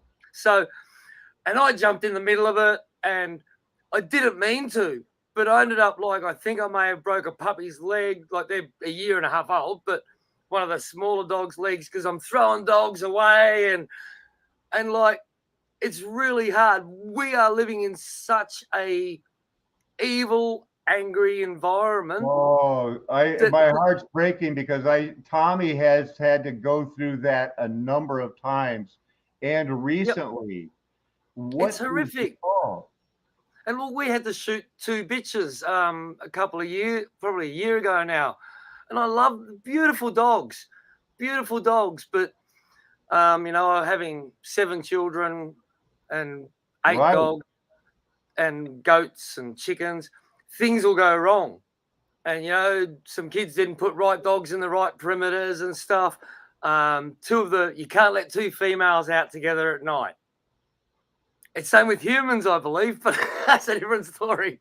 You don't leave 2 of the female dogs out at night. Oh my goodness. No, see, actually, I only had 1 dog because my wife was allergic to cats and her mom didn't like dogs. So, it was only after I got, on this, when I retired at age 54 and went out, I was waiting on my wife to come join me in Colorado. Turns out she wanted to divorce me because she was It's a cheating. bit harsh. Well, that's the way it goes, though. Sneak attack. So anyway, I'm out there. I get a dog. I love him. I find out I like dogs, but I don't know jack shit about him. But now I'm living with Tommy, who's gone through what you just went through 3 different times where he had to rescue inside dogs from outside dogs. Yep. And then I experienced it with him one time, and it is absolutely horrifying to lose. Once you realize that the dog and the horse are special in the Bible for special reasons. If you're a human that haven't been around dogs and horses, do yourself a favor and get around dogs and horses. So killing a horse was one of the most. I've had a horse that got really injured, and after it got injured and lame, we tried to get it back, and then it got bitten by a bloody snake. And it was a case of either let it die slowly for a couple of hours or just kill it. And these sort of things, it reminds you of the horrors of life, and how much we need to protect our children. Everything's so precious. You look at these people getting around. I spent 35 years playing in nightclubs and festivals, and I'd be in awe of the danger that people continually put themselves in. And then you've got these people who are going out to nightclubs and partying at 3 a.m, and they question how scary it must be for me to walk around in the mountain at night. And I think that shows the mental problem we have, where we're comfortable in a satanic area, where when we're out in God's country, people feel fear, which is incredible to me. And the other thing with dogs, I want to answer this question, though. I hate to interrupt you, Trooper, but no, not did at all. I say I was cheating at something? Because that wasn't me. I wasn't cheating. I've cheated. I was a prick for my first marriage. I was a absolute okay. Yeah, because I know a lot of people have. I've done terrible things when I was young, mate. Everyone has. Anyone who thinks that they're above anyone else is a fool. Right. Oh, anyone who thinks that they're not a liar, a cheat, is a fool. Right. And here's what I would say, though. For each man and each woman, and John, I'll value each man has a King Herod inside of him, and each woman can identify with either a Salome or a Salome's mother who said, "Go dance for that guy." And I had to curb he knew exactly how that daughter was going to dance, and that daughter knew exactly what would turn that man on. And there's a little bit of Herod and a little bit of Salome in all of us. Yep. Well, I've had the battle with Solomon. I grew up in a family. Exercises of Solomon were part of the course. My battle has been with that, to remind myself that I'm not wise, I'm not highly intelligent, that I'm just another person, and anything I have is due to God, not myself. And that's what I was going to get to about the dogs. I mean, we got band dogs, which are like oversized pit bulls. And it's a really serious thing when you have a look at the size of some of these animals and what they can do in packs. And it's a group thing. And that's what I was trying to go to with the dogs, is that dogs have some similarities to people. When you get them in a pack, they lose control of their brains. They don't act normally. They don't act like they would one-on-one. And people are very much the same. We've just had a new prime minister in Australia, a Fabian. If you know what a Fabian is, Yes, I like do. a form of socialism on the way to communism. They're basically, they were started by a group of authors. I Yep. want to say like The elite H.G. intelligence Wells, is H.G. Wells, Jules Verne, all of those people were really into it. The Darwin's cousin, the Bulldog, was a founder that's of right. it. Look, we were just speaking. I've got a friend of mine who here's a little quick funny story. Okay, a guy I grew up with. I grew up in a very rich area of Sydney. So we had Bill Collins down one end of the street, Mel Gibson and the Gibson family at the other end of the street, and a whole bunch of wealthy people in between. The group think of this Marxism, which is what it really is. A lot of it's come from in the area I lived at. The group think in Marxism allows bad behavior that you wouldn't usually have. And yeah, look, that's it. The Fabians. We've had so many Fabian prime ministers in Australia. It's embarrassing, and it is. Let's show them their symbol is a wolf in sheep's clothing. That's the one, brother. You're onto it. That's the Fabian Society, and they come in preaching love, care, and it's much. I can only see it in a modern sense as a revamped Bolshevik sort of. Yeah, well, it looks framework. like that the Australian Fabians took over in 1947. That fits my paint right after World War II, right Yep, before we the before the fake Jews and the United Nations. Yep. Look at all of them. Everybody. Well, you know, I if used to you're live. going to be somebody, you got to be a Fabian in Australian. Well, I lived strangely enough. So you'd remember the Dr. Evatt from Australia? No. Okay, Dr. Evatt was, what was that society? Before the United Nations. Oh, I can't remember. Dr. Evatt was in the League of Nations sort of thing, or whatever he was. I can't remember the exact name. So I lived with his grandson of Dr. Evatt, who was, if you like, a big mover in Australia's legislative Geneva Convention. There you go. Sorry, the Geneva Convention. So he was the Australian and president of the Geneva Convention, I believe. But so I lived with his grandson for a while, and I also now the reason I'm going to mention these two people is because both these people were highly. Okay, the other one was Chris Whitten, a friend of mine, who's the great-grandson of Freud.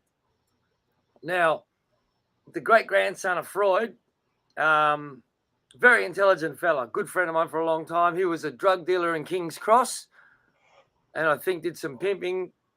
And I'm just letting you know, this is where those ideologies lead to.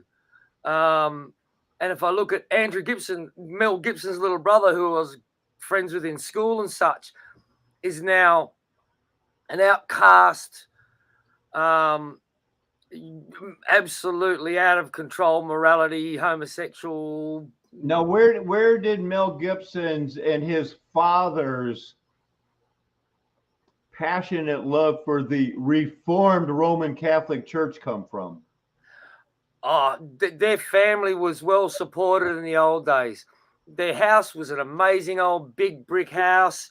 They paid bugger all for it. Some people get really well treated. You know what? But you know what bugger all means to me nowadays? What's It that? was a mud flood building, and somebody said, "Here's your deed. Act like you own it." To his great grandfather, because Yep. you know we're all orphan trained families, as Ella Rose likes to point out. Was there twice as many prisoners sent to the United States as Australia? Well, the humility's killing it. This is the problem, that the humility is getting in the way. People need to understand it, and they won't, because it makes them feel like they're not as good as they want to be. Everyone wants to be a hero. Everyone wants to be something special. We're not. We've got to get over it. I think what I have noticed with the elite families and such is that the morality spills onto their children worse than they could have thought. So all these grandchildren of the people I knew, or, you know, like the grandchildren that I grew up with of some of these elites. How big was Mel Gibson's family? You mentioned he had a younger brother. 7 and kids, same as being mine. Catholic, I'm thinking a lot, right? Yeah, 7 children, I believe. I think it was 10. 3, I think it was 7 natural children, and they adopted 3 children from memory. That's I'm hazy. I'm going back 40 years. Right.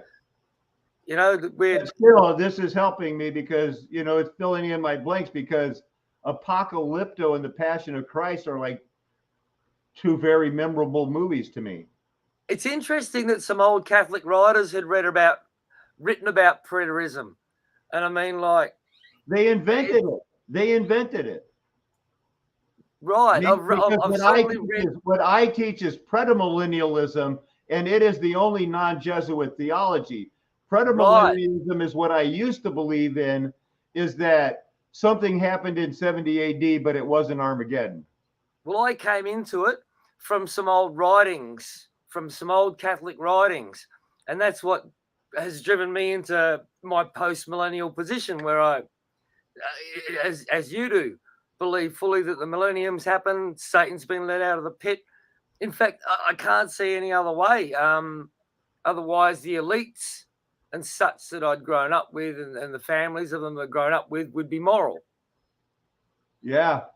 I mean, like, right. it's you just, know, and that's the thing that I used to, that was my great problem, is, and what I didn't understand, and why I'm always on about how now, because I believed in preterism, postmillennialism for 30 years, because I got hooked up with what I've been exposing since 2012, was a CIA organization that set up the homeschool movement because they were going to need a generation of loyal, faithful Americans and or Australians who could, the last group that could read or write, but to maintain them, they would have to teach them an undying love of the Constitution and their country. And I was a part of that, and I didn't find out about it, and I didn't know that preterism was invented by Luis de Alcazar, a Spanish Jesuit theologian. Right. Okay. That's one of the books. Funny you should bring that one up. Wow. Yes. Well, I mean, look. I mean, however we get there, this is the power of the Lord. You can't stop truth. It's like a powerful sword. My eschatological view, which is why now, you know, I hated to interrupt you. I'm loving these stories, and we'll get back to it. But what I'm teaching is not what I used to believe, preterism or postmillennialism. It is pretamillennialism, golden age past. It's completely different. Armageddon's over. This is not a Jesuit theology.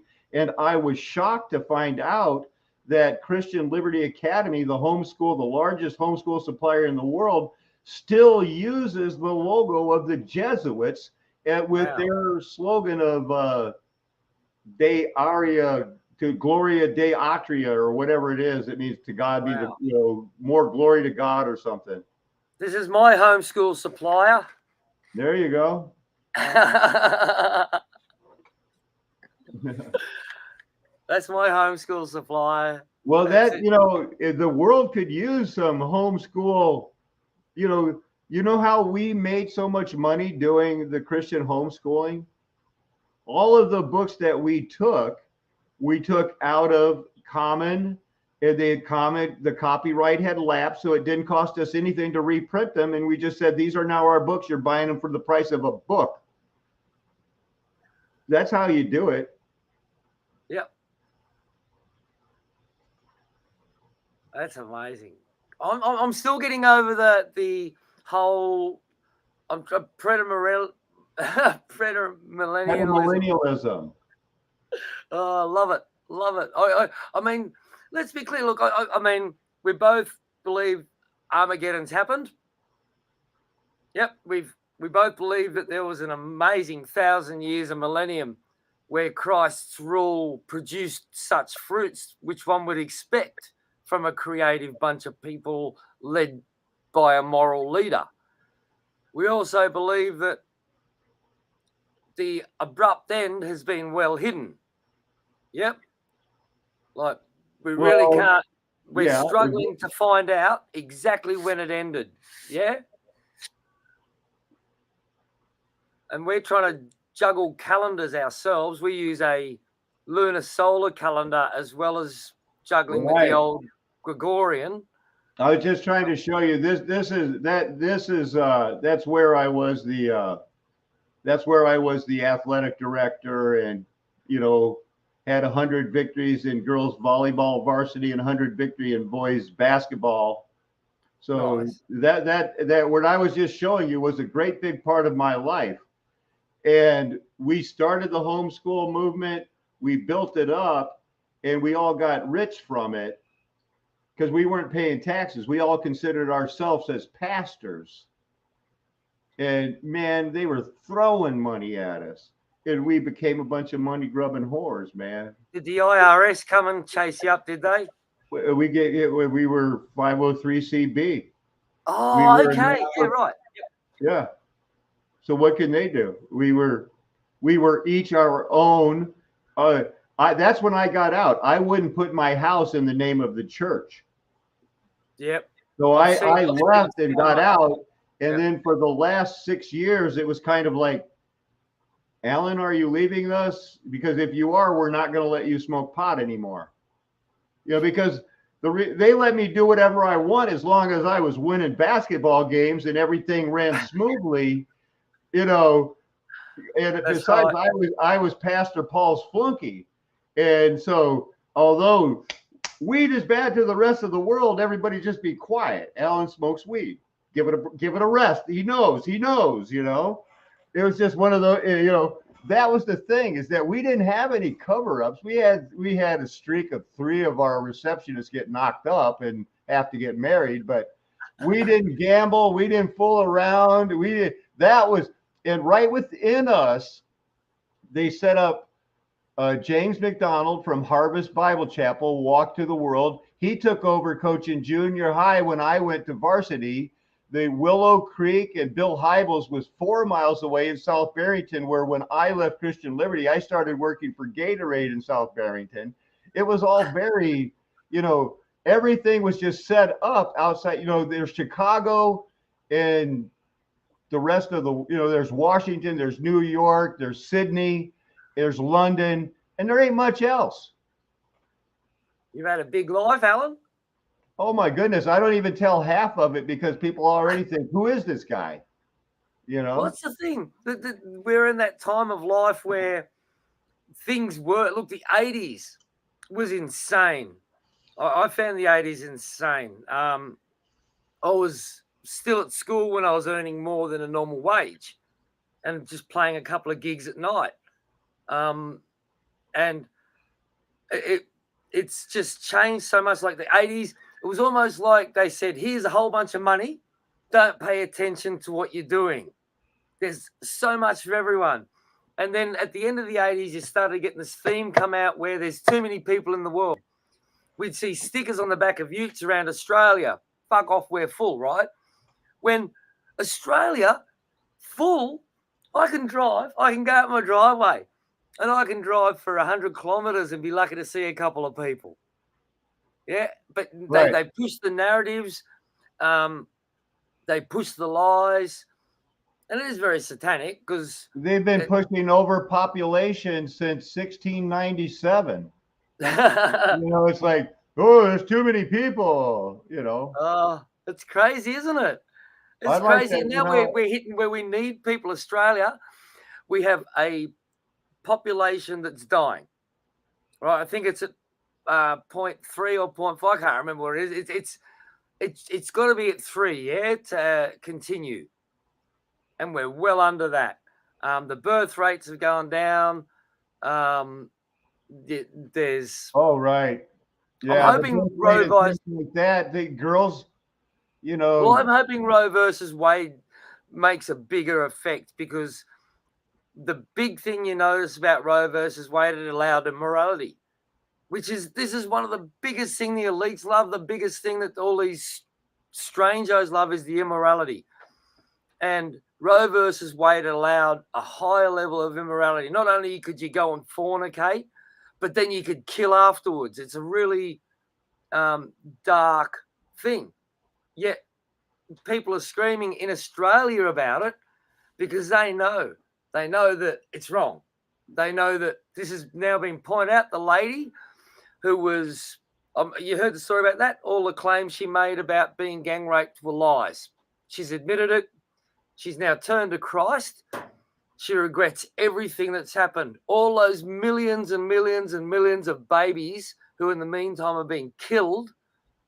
Now, and are they you are talking babies. about the girl from Roe v. Wade? Yep, she's recanted.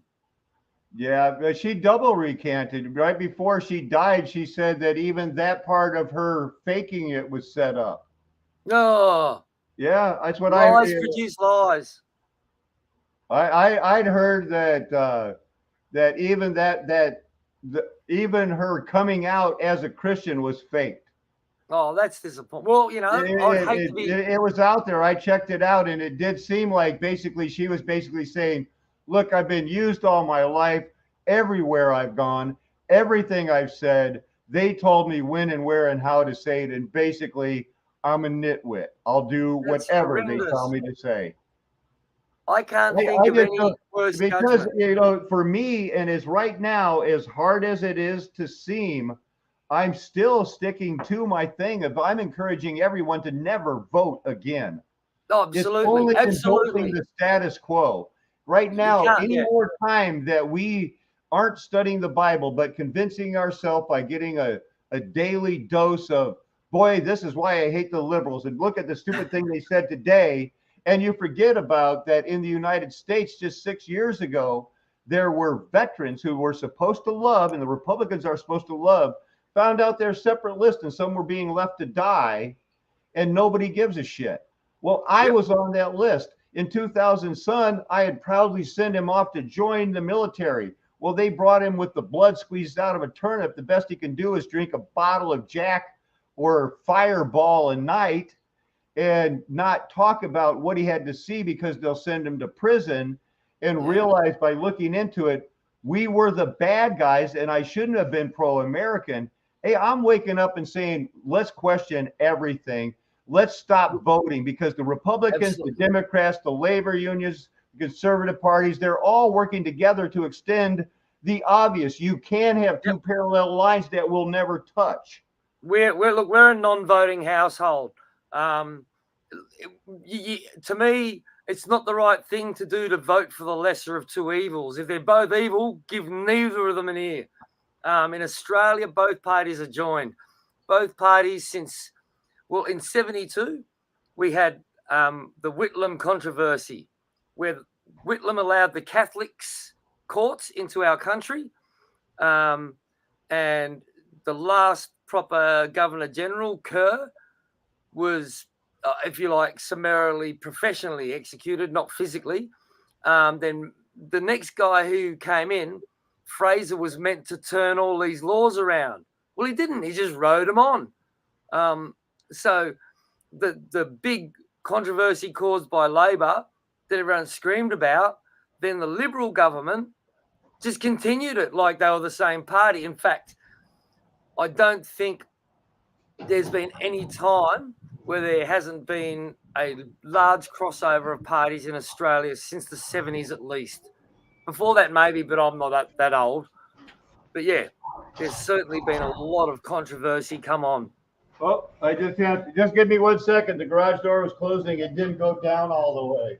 That's all right. I got my kids screaming. I haven't attended that in a while. Oh, there's one of them. Oh, dear me. They're coming from all around. Holy cow. Get him. Get him. Look at them all. Get him, guys. Get him.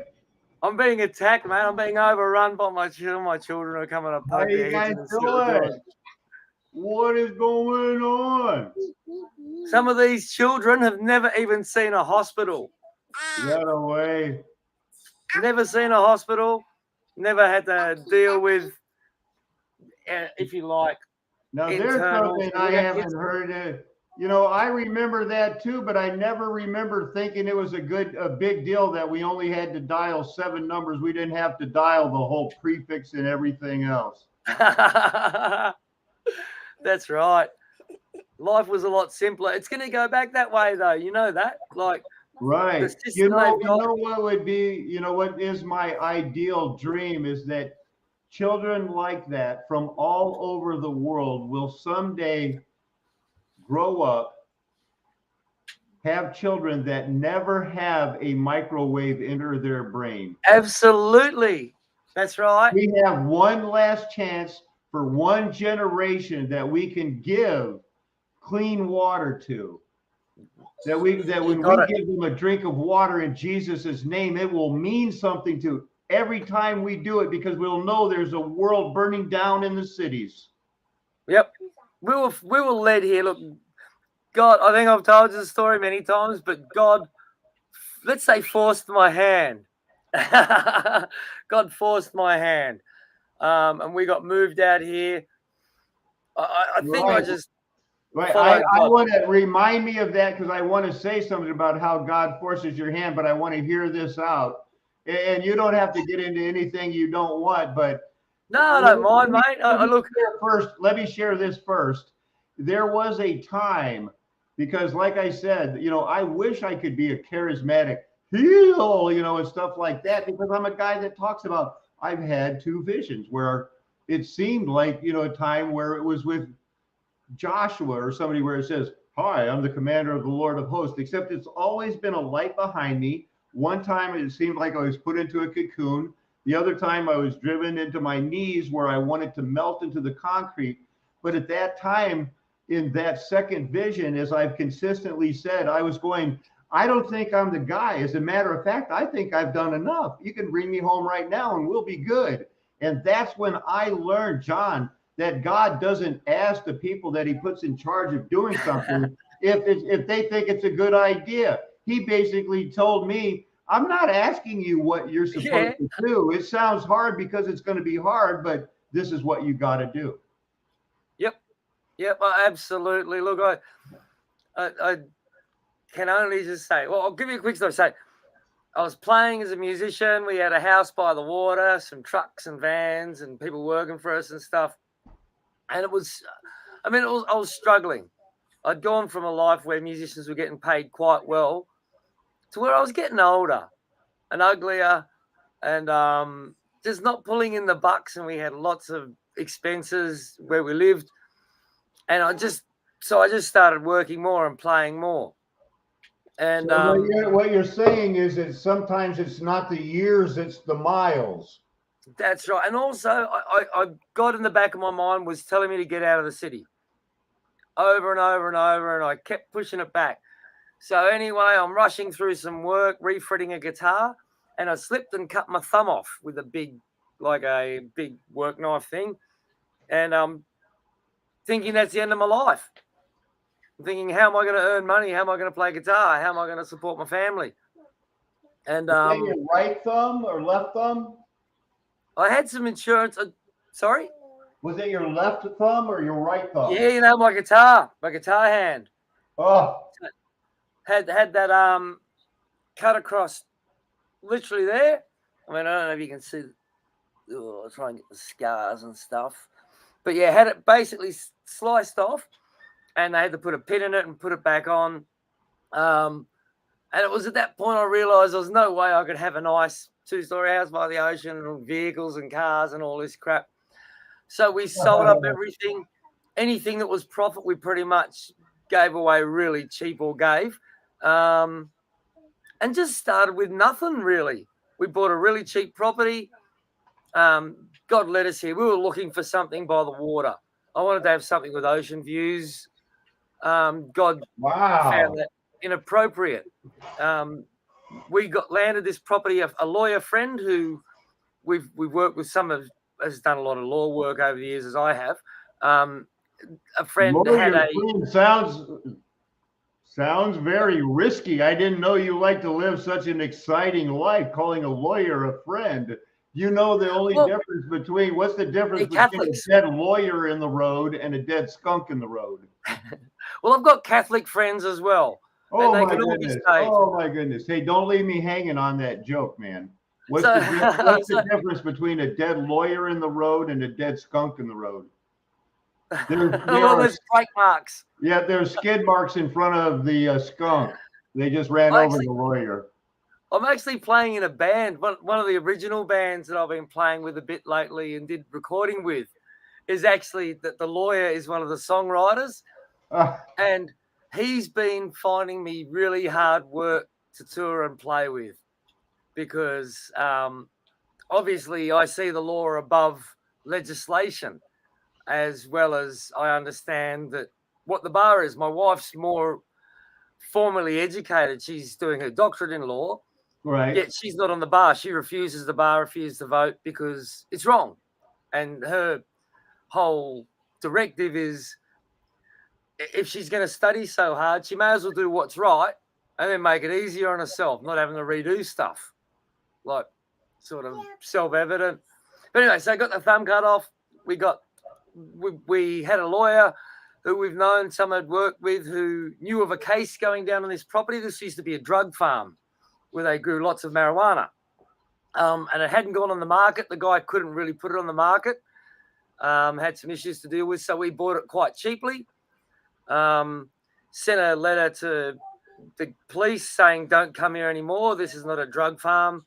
Sent some stuff to the helicopter guys through, was it? CASA.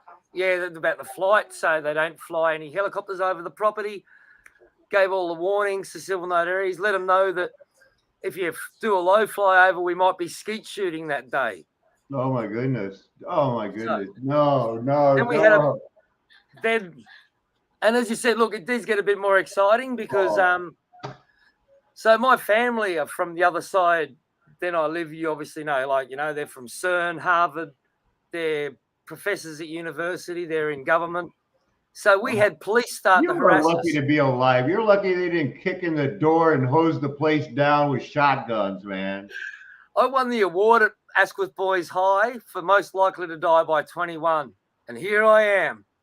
So anyway, we've ended up having some issues with my parents called the police on us. And then some other people got involved and joined in. So we had police with some government agents with clipboards at the bottom of the driveway. And we had a 3-hour gun standoff. Which is not really common. Dundee on the line, everybody. Tonight on Flat Earth Nation, we have Crocodile Dundee. Here we go. Shootout time. Picking up the story. Tell Alan you're better than Crocodile Dundee. Oh dear, my wife just says I'm much better than Crocodile Dundee, but I don't agree. But nevertheless, so obviously exchanged niceties. I explained I'm not going to kill him. I'm just going to take his knee off once he goes over the gate.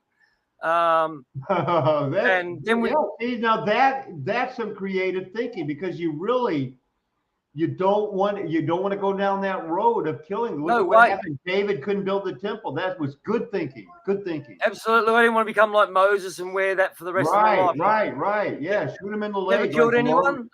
I will do everything in my power never to kill anyone because I'm with you, man. Yeah. Hallelujah. Everyone's got a right to meet God, even Catholics and lawyers. Yeah, because my dad, he wanted, he knew there was a race war coming, and he would, he wanted me to be like, we ready to kill everybody. And now I'm at the point of going like, you know what? How about I stay in shape to help carry babies over the hill? Absolutely. Right. Well, that's what we've done. We've been put in a position where I have to protect my children, and they're God's children. Right. So I like the idea. To change that phrase, live to live another day. I'm done fighting. Yep. Well, I do what I have a very strong-minded wife, which is so fortunate because she'll say to me, there's the line. If you cross it, I can't help you. And that means I know what the risks are, what the associated risks are, and what collateral damage may be. And as long as collateral damage is only me, there's not a problem. Now, advised me on teaching here in the United States. Do you think that there would be possible that if there could be a beautiful city and encamped, and encompassed about camp of the saints in all nations, isn't that possible that there will need to be a people that are saying this far and no more? And Paul is saying, I'd turn the other cheek, but not for a situation I got like a story this. for you, brother. Got a story for you, brother. This story is from the Bible. I love it. Right? When these professional soldiers approached Jesus, right? John, son of thunder, what did he do? He took off the centurion's ear. Yeah, that was professional Peter. fighter. That was Peter, right? So, well, what was that? Were they good with their a flick swords? of his wrist? They like to say they portray Starford people as like brutes with a sword cutting it off. I picture him more as if in Romeo and Juliet when the Capulets were fighting the Montesquieux and he flipped a lock of his hair off with a sword. I imagine Peter Starforting it and flipping his ear off with a foil. So how good was his sword control? Pretty good. Okay, so that's number one. Great sword control. How quick was he? Quick enough to get the centurion's ear off. Pretty, Malchus is a guard and he wasn't ready, so it's pretty fast. Now, I mean, I've spent years and years. I've got friends in professional areas of combat. Do you get that good by no practice? No way. No, you don't. No way. You need to train. You need to be precise. What are they training for? They obviously knew it. And Jesus, when he put his hand over and repaired it, what did he say? He didn't say, never do that. He said, not now. Yeah? Time is not now or something along those lines? And healed the ear. Right. What does that mean? Does it mean that there's going to be a time when we have to use the sword? Because later on, when he told them on their first trip, don't even take a cloak with you. And then later on, he said, hey, if you got an extra cloak, sell it and buy a sword.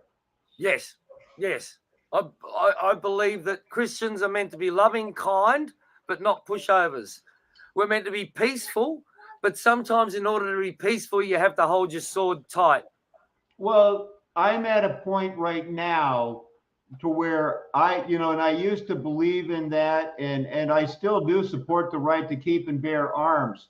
But one thing that I think is going to be the secret for an encompassed city about, a beautiful city in every nation, is if there's a group of people that as Christians are going to make it, they have to never draw a line in the sand and say, this is the place I fight and die for. Never. Right. You always run away because as soon as you die, they're going to rape and kill your wife. That's right. That's So right. That's why you stand. Even if you survived the first 3 attacks and we made it, we only lost 10%. That's 10% too fucking many. That's true. That's true. I think that it comes down to I'm not protecting a line in the sand. I believe that I'm protecting children, and that's all I'm really protecting. I don't believe I can protect myself because I believe that's God's job, but I do believe that God's put me in charge of a situation. And if you draw a line in the sand and fight to the death, where's your wife and children tomorrow? They're either in a labor camp or worse. I should already be dead, brother. I should have been dead at 21, apparently. But you're not. But you're not. No. I think There's been, as my wife just said, I've had that many hits on me that why am I still alive? Well, because God wants me alive. Amen. I've survived a number of hits.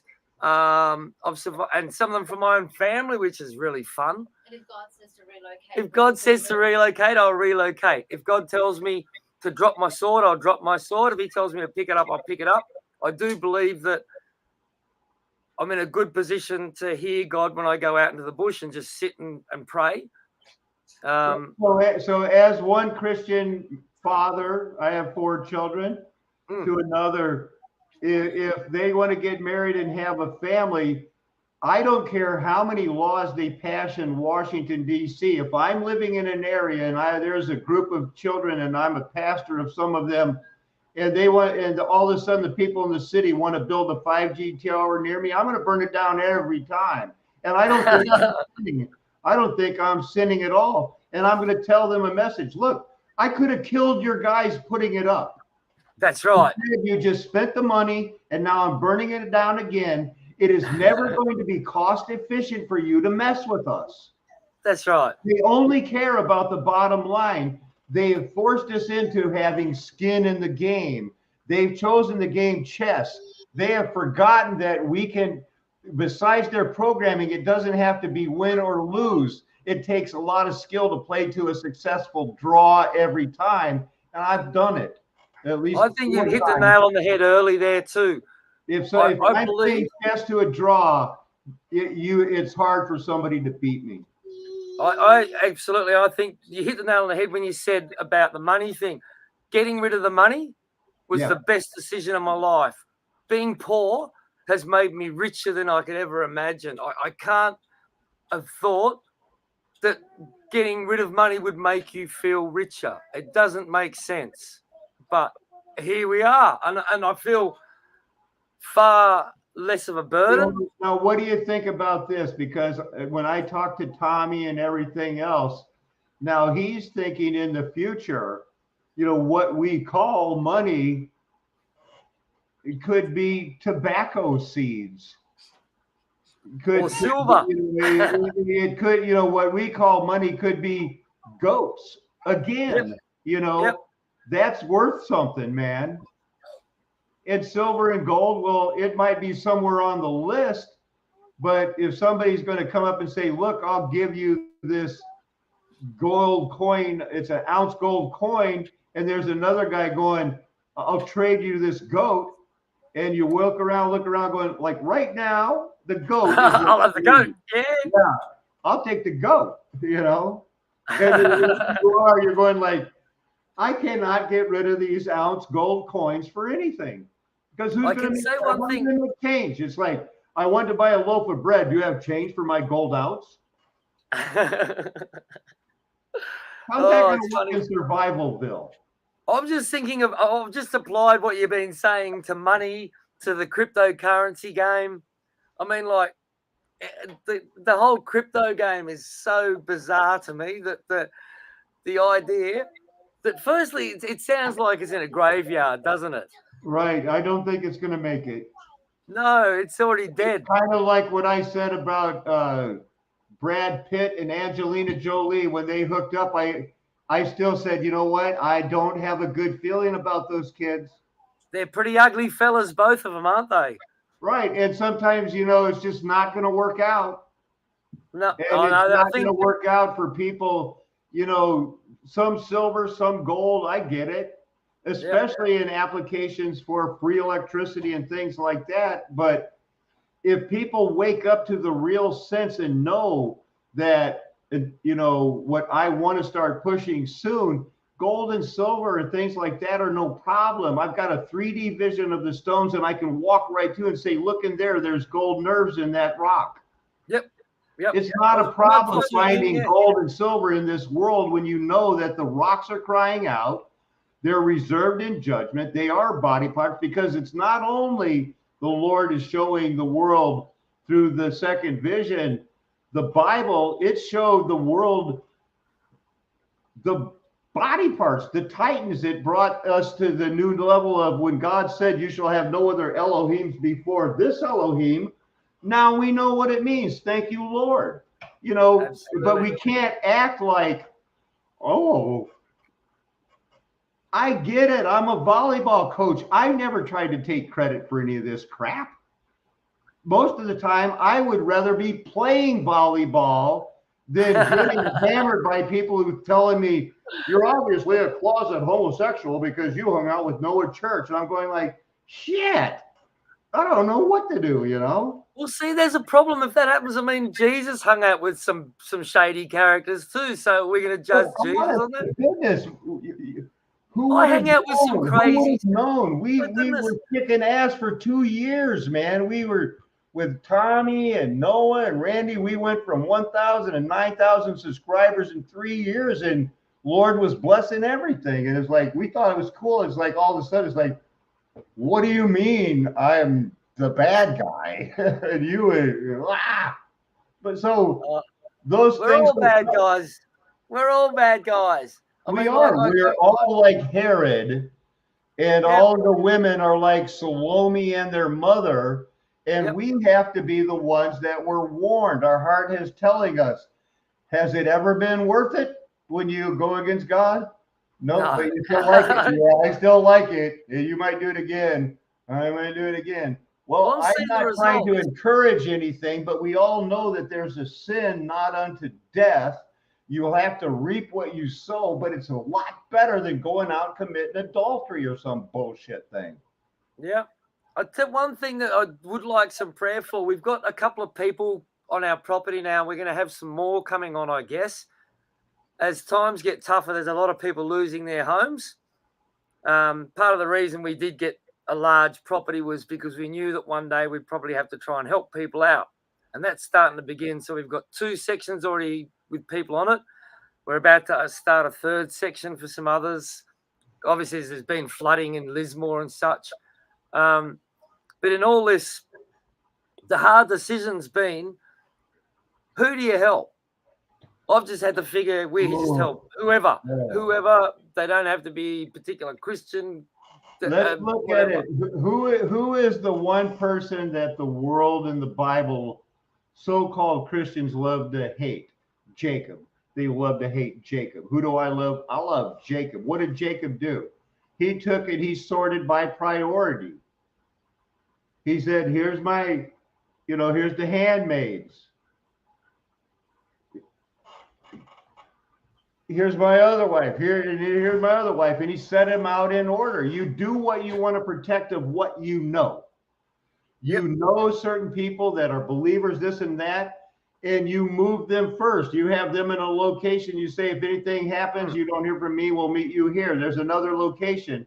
You have people, and if they're new people, they just came to faith or something like that, guess what? You're on the first. You're in, but you're on the first level. And guess what? Everybody outside, is supposed to forget you exist, but everybody on the inside is watching you because we know how they made it to the inside by realizing that, wow, I've watched that guy for 16 months in a row, and every day he wakes up and presents his body as a holy sacrifice to the Lord, a living temple of God, and it's, rock on, dude. If he has a nocturnal emission, he goes, hey, not today, guys, can't work today, see you tomorrow. It's why Saul didn't think anything when David didn't show up for the first night of the feast. He goes, where's David? Jonathan goes, I don't know, maybe he's unclean. There's all kinds of things going on that we're going to have to deal with, but the main thing is be there living to deal with it. Yeah, there's going to be people that are on the inside. Do I trust Randy? Yeah, he gets on the inside. You come on in. Some of these other guys that well, I don't know some of these. If somebody came on right now and Matt G said, I never heard of this guy before, well, I'd say, well, he's on the outside, but he's on the inside in a way. Yep. You have to be judging. What's that? There was a sermon going about 20 years ago, and 20 people copied about how we're supposed to be fruit inspectors, inspecting the fruit of the Spirit. And it gained a lot of traction, and it was worthy of the attention. And we do have to kind of be like that, right? I like that terminology, though, a fruit inspector. That's awesome. Yeah. Right. Oh, well, that's a hard one too. My fruits are much better than I deserve. Right. Like I still try and work it out. Like I should be destitute and unfruitful, yet the Lord has loved me anyway. And here I am with a load of fruit and feeling quite happy. And as I said before, here's one thing to consider, though, for logistics. And here's something that I've thought, if I ever get some property, is just like bunkhouses. If like for single men, I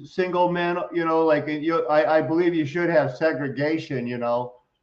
Married people, but if your single men are there, what they could do is think well, you could put up 6 people if all you had is a potbelly stove in the middle.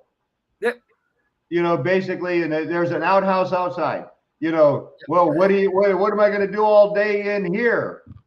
What are you going to be doing in here all day? You get a bunkhouse. This is where you sleep and stay warm at night. But during the day, around here, if you want to eat at night, let's see a little bit of worky during the day. That's just the way it goes, man. Because if somebody says I don't have nothing to do today, I'll find 10,000 things to do that nothing day. to do. I got a load of wood that's going to be chopped on my trailer. Actually, it's funny. We've got a young guy on the property who's had a very hard time. He's from Germany, and his dad brought him out here on a sex festival or something with his wife where they were going to Nimbin. Nimbin's a loose town near here where people go and all throw their keys in a hat, if you know what I mean. Okay, yeah. We've all seen The Grinch. Yeah, I've thankfully never been involved in that sort of thing. No thanks. Yeah, and the results of it are this really damaged fella.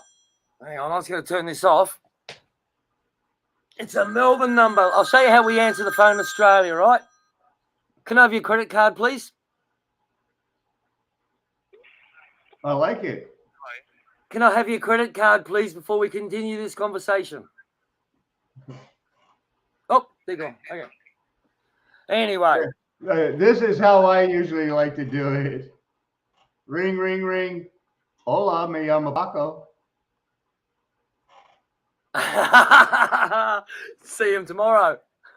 No, I go, hello, my name is Paco. Yep. You know, it's like, it is like, because they're usually an auto dialer with somebody waiting for somebody to go, no, we want to speak to Alan Blaine Hughes. I just have an American Express card with a $25,000 cash withdrawal limit, not credit limit, cash withdrawal limit. Nice. And shit like that. So if they dial in my number looking for me for my old world, man, it's just like, hola, me llamo Paco. And they're going like, what do you mean my name's Paco? Who is this? I'm just hoping that one day. Unless somebody calls me and I haven't associated it with a name, I really don't want to talk to you. Yep. I was just hoping one day one of these telemarketers gives me their credit card number. But no.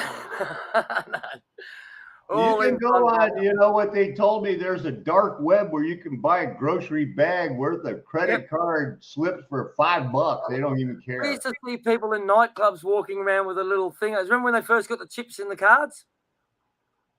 Because I'm not allowed to I don't have any credit cards or ATM cards. I'm not allowed to have anything like that. I can't even have a bank account. Oh man, just because you're guitar playing? No, I refuse the bank detail changes, and I wouldn't agree to I wanted to amend the agreement, and they didn't want to amend it, so they cut me. That's all right. We've got a business, so we just draw money out of that. But these things this is the start of it. We're going to see banks start. I mean, I've been blackballed for 3 years now, so I'm sort of used to it. But this is going to happen more often. Banks are going to start cutting people. And Australia. Yeah, I don't have a credit card, but what I have is because I'm an American citizen I'm retired. I retired when I was 62 years old. I said, I'm not waiting until I'm 70. Give me the money now. And they go like, well, you could get more if you wait. And I said, man, I don't trust there's going to be any money left then. You know, won't be. Now I make $1,400 a month. That's all I ever. That's pretty good. That's not bad. I've had more gigs cancelled in the last month than played. I used to pay $6,800 a year just for property tax. Whoa. I know. That's incredible. The whole nut, including everything, would have been about $10,000 between my wife and I, between the school, the garbage, all the hidden taxes. You know, it was, and then you had to have so much in escrow. to cover the cost if your house raised in value. This You is know, the you argument never we're having own with your the council. property. You never So own we've your been in, property. Go we've ahead. been in the exactly. We've been in war with the council, if you like. So we started our court dates about 7 years ago with the local council at Tenterfield, and we progressed through to a court where they wouldn't let us in. The registrar refused us an ear. Do they if you still like. wear the wigs in Australia? Sorry for the silly Oh question. yeah, they're all transgender poofs. But Oh man, is your wife gonna how have can to you? wear a wig? Will your We- wife have to wear a wig? No way, she's not joining the bar. Oh, because Lord, she's too pretty to wear a wig. I get it. Nah, she's just not Catholic. Oh, okay. But I was going to say, look, money's going to end. I can smell this train coming. Australia's I about think so. Crypto first, right? crypto's going. All of it's. I wonder whether it's all going to go down at the same time Oh man. because it's going to be a mess. Australia's already had. Wow. We got these little cards, which in some of the remote communities people get if they're on benefits, and they send them out like a little ATM card, which is That's just what I live off. That's what I was saying. I don't have a credit card. I got that. okay. Well, they've got them out here. I haven't got one myself. I'm not worthy, but Well, like you're not 64 years old yet, are you? no. They wouldn't give I me would one. I would They wouldn't give. My wife said they wouldn't give me one anyway. I've been a bit of an enemy of the state. I haven't been like. I don't know. I've still got a lot of arrest warrants. I believe they never went away. You remember when we had the issues with the sheriffs? So what happened? We removed council people from the property. Quite. Now, when you say issues with the sheriff, that is, if you're flying over with the helicopter, I'm going to be skeet shooting today. That type of problem? No. This is to do with the not agreeing with the council, not letting them onto our property or refuse them entry. Refresh my memory, brother. Local law. So the council wanted to come up onto our property and trespassed, basically. So they owe us money because it's $10,000 a foot. What you got to give that guy credit for having balls to look at you and say, "I'm coming on your property." Oh no, you can't see the house from our driveway. It's a 2.5 kilometer driveway. Well, he didn't know what he was just going through the day being a putz. Well, look. I'll tell you what. If I didn't see him, if he went through the first perimeter, the dogs may have seen him first. So yeah, you're right. He was an idiot, and he could have been quite a damaging day. But nevertheless, what happened is we exited him, and then they put an arrest warrant through the sheriff on both myself and my wife. Oh, so man. I rang up the sheriff and I said, "You're a moron, mate." I said, "You're an absolute friggin' idiot." And I said, "Why don't you come and get me?" I said, "You cannot put an arrest warrant on my wife because I'm a misogynist." Right? And you know what he had to do? He had to take it straight off. He goes like, "Wait a minute. If you have a wife, how come you hate women?" Well, you got to use the words as they are necessary for the purposes, and it meant that by me announcing in this situation, I was in the middle of everything else, you're just trying to be provocative and just shock the guy or something in the middle of a raid. So he takes the arrest warrant off my wife. Oh, immediately God. without record. See, he's not only got a little bit of balls, he also did do that. So he's an asshole, but he's my kind of asshole. Yeah, well, it's sort of. I mean, he's my sort of asshole too, because how long's that now? 3 years? 2.5 years. And I call him up regularly to ask if he's going to come and get me soon. Right? And he won't arrest me. I've been on the road. I told him when we were playing at the local pub so he could come and arrest me at work. I've told him when we were doing a charity gig out for the Black Tartarian men out in the bush. Oh my goodness, I see you guys playing poker someday. I like to play chess actually with them, but I hate the game. I hate the game of chess. I think it's a disgusting game, but it doesn't mean you it's cheating. See, because all those guys do, there's finite and infinite possibilities Poker has infinite possibilities, as does even solitaire. To whereas chess is a game of memorizing, okay, if they do this, I do that. Not That's real right. life. But they Or force me into playing chess, which is why getting a draw in chess is like super easy. I'm not bragging. It's easy. that's right. No, you're right. In chess, there's patterns you can play which will bring out the desired result no matter what the other person Every does. time you'll know what's next. Absolutely. That's It's why awesome. this is why that big computer couldn't beat men. Because they say they can now, but I'd like to. not really. I mean, like once if a man starts, if who goes first? It's like tic tac toe. Well, no, deep. Let me look up Deep Blue because I think our best guys, Kasparov lost to Deep Blue because I was very upset by that, and that might have been 12 years ago. You know what? I would say it's set up because whoever goes first has the opportunity to win in chess. Here's the thing: it's either there's only a couple of these AI computers that could be running it for Satan right now. One of them's Deep Blue. The other one is called Watson, and it's an AI that possibly as good as Deep Blue. So there's another one, but I forget its name. But this is either one of the AIs or that one. And so it was in 96. He beat Kasparov in a 6-game match. Who started? Well, Kasparov won, but he lost 2 out of 4 games. Right. Oh, well, that's, you know what? I bet it was, I'll have to look that up, but I would put my money on whoever went first won the game. Well, that's the way it should be in their world. Like tic-tac. Look, that's a good idea. Maybe why, because definitely they snuck attack us. My foundling trained grandfather didn't fill in my father because he didn't know. They were perfectly brainwashed into this, man. They had a great plan and they worked it to perfection. We wouldn't know unless God changed our heart, which is why we can't boast. Yep. Well, all I find chess is like glorified tic-tac-toe. Yeah. Yeah, that's why checkers is so much more fun. Yep. Tic-tac-toe is boring. Whoever goes first in tic-tac-toe will win. Guaranteed. Or they'll get a draw. Yes. Or you'll have a draw. Or you'll have a draw. But you'll never lose. You will never lose if you go first. That's right. Unless you're learning, right? Yep. Well, that's why, look, the chess is such a boring game.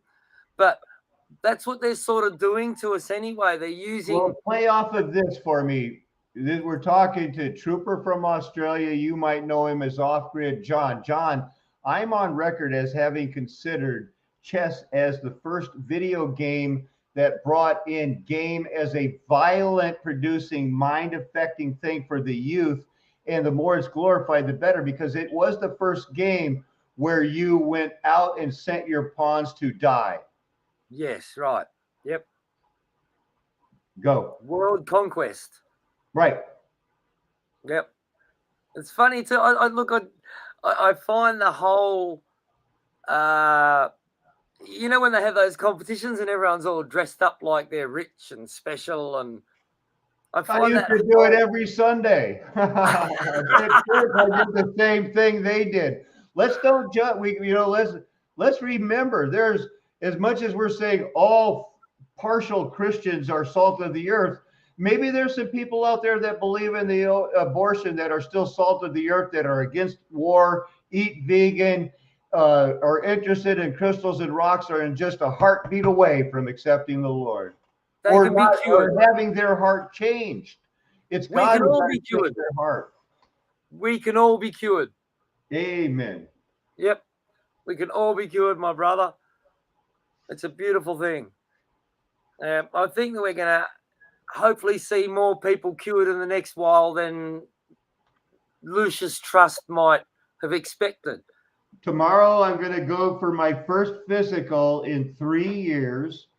And, the results are going to be turned into the people that are going to be helping me survive the VA. but I'll share the records. My cholesterol will be outstanding. You know, I will have traces of blood in my urine. I will weigh between 150 and 160 pounds. I will be almost 6 foot tall. I'm curious to know what my cholesterol is going to be. But one thing they won't have to tell me is that there is no cancer that can live in my oxygen enriched blood. I already know that. So, although I'm anxious to go to the doctor tomorrow, it's not going to be a big surprise. No, not at all. In fact, look, I've got to say, the human condition has been messed up more by medicine and dentistry than it's been done good. Our rivers are polluted. Our rivers are polluted with hormones, steroids, medications. Glyphosate. Yes, go, brother, go. Preach it. I'm going to It's be really offensive, isn't pull it? on this bong without looking like an idiot. So, tell me what glyphosate is. I'd come and share one with you, my brother, if I was in a country like yours. But it's a beautiful thing. You don't have weed? Sorry, bud? Wow. I can't imagine life without weed. But I Oh, could do yeah, it. I'd yeah. do it. I'd gladly do it if the Lord called me to it. Oh, it's a beautiful thing. I think that it's certainly, we got alcohol problems in Australia. And I think, yeah, drinking, that's bad. oh, I mean, go ahead and can't drink, compare you it. guys. If people are going to insist on drinking, because you know, and I have like 5 beers a week, maybe, or a month, maybe, or something like that. So yeah, go ahead and drink. But boy, if you get drunk, it'll bite you like a viper. Don't get drunk; it'll bite you like a viper. We did sponsorships. I've been played in sponsor bands for different alcohol companies, from Jim Beam to Absolute Vodka, and I tell you what, I regret it. I think that those jobs were some of the most destructive I've done in my life, because I was leading people to drink alcohol, and I'm not going to go there that what you were doing was wrong, and I'm not trying to absolve you either with your own conscience. I would say that we still have to study the history of the distillation of alcohol, why they call it spirits, along with the information of knowing that in 1 King Chronicles and 2 Samuel's that they talk about a feast where the Hebrews could go for that one weekend, and it basically was like, look, if you want drink or strong drink, go ahead, party it up. It's time to go. If you're not sacrificing, you're partying.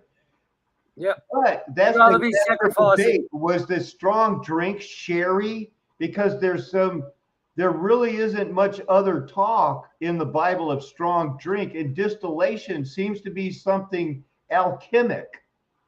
And that's the other big argument that if you could touch on, I appreciate your time, is that they want to act like the alchemist failed, when in reality, it looks like the alchemist did everything they want. They got the ultimate solvents. They monkeying with gold. They're doing all these things. What is it? I got to say, there's some interesting products that go into the alcohol drinks that are unsung. I'm not going to say the brands, but let me say, in some of the premixed drinks, I was told directly by sales reps that there's products in them that affect the upper and lower sphincter of the body. Long-term use means that those muscles will dilapidate. Wow. So, I mean, that's a word from. If you're one of those people that like to do shots of Fireball or Jägermeister now, your future name will be Mr. Poopy Pants. Well, it's the premix. So yes, certainly anything mixed with Cokes, lemonades, juices, in a can, or like the fizzy drinks in cans and the bottle, little mini bottles and stuff. All of them, I believe, have these products in it, and it's to stop you burping when you drink it, and to relax your system so you don't feel like throwing up if you have too many of them. It's actually really evil when you think about it. It's to stop your body's system from rejecting poison. Well, there's a powder on Doritos that before the Dorito actually touches your tongue, it opens up the taste buds so that your tongue now experiences what it thinks is it's better than anything you've ever tasted before because it's been chemically manipulated. Is that like a monosodium If glutamate you've or ever something? wondered why Doritos or Cheetos are that good, you're welcome. What is it like, the monosodium glutamate sort of powder, is it? Or you know what I was going to be looking at? I want to go through, because before I forget it, I want to show you where the Lord was leading it, in one of the things tonight. Not her, not the holly, but we must be getting close because they used holly in this. There, I wanted to show you this. wow.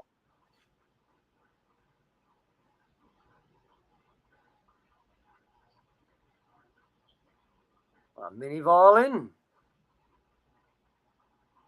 Something, right? It's like a mini violin of some sort. A ukulele it's called a sitar. a shithole. Sitar. It's now, and here's the thing. It says it was commonly used between 1200 and 1350. This is carved out of a solid piece of wood.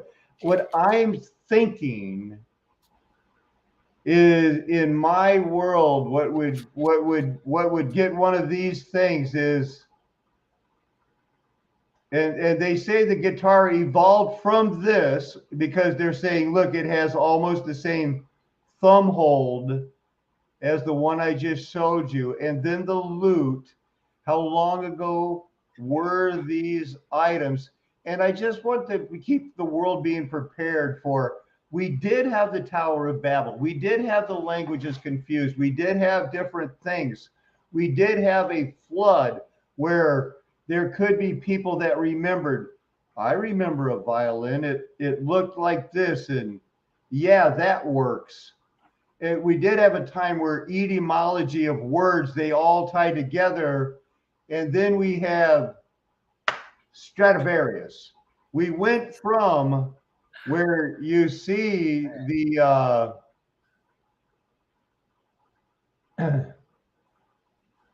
look at how you would tune it.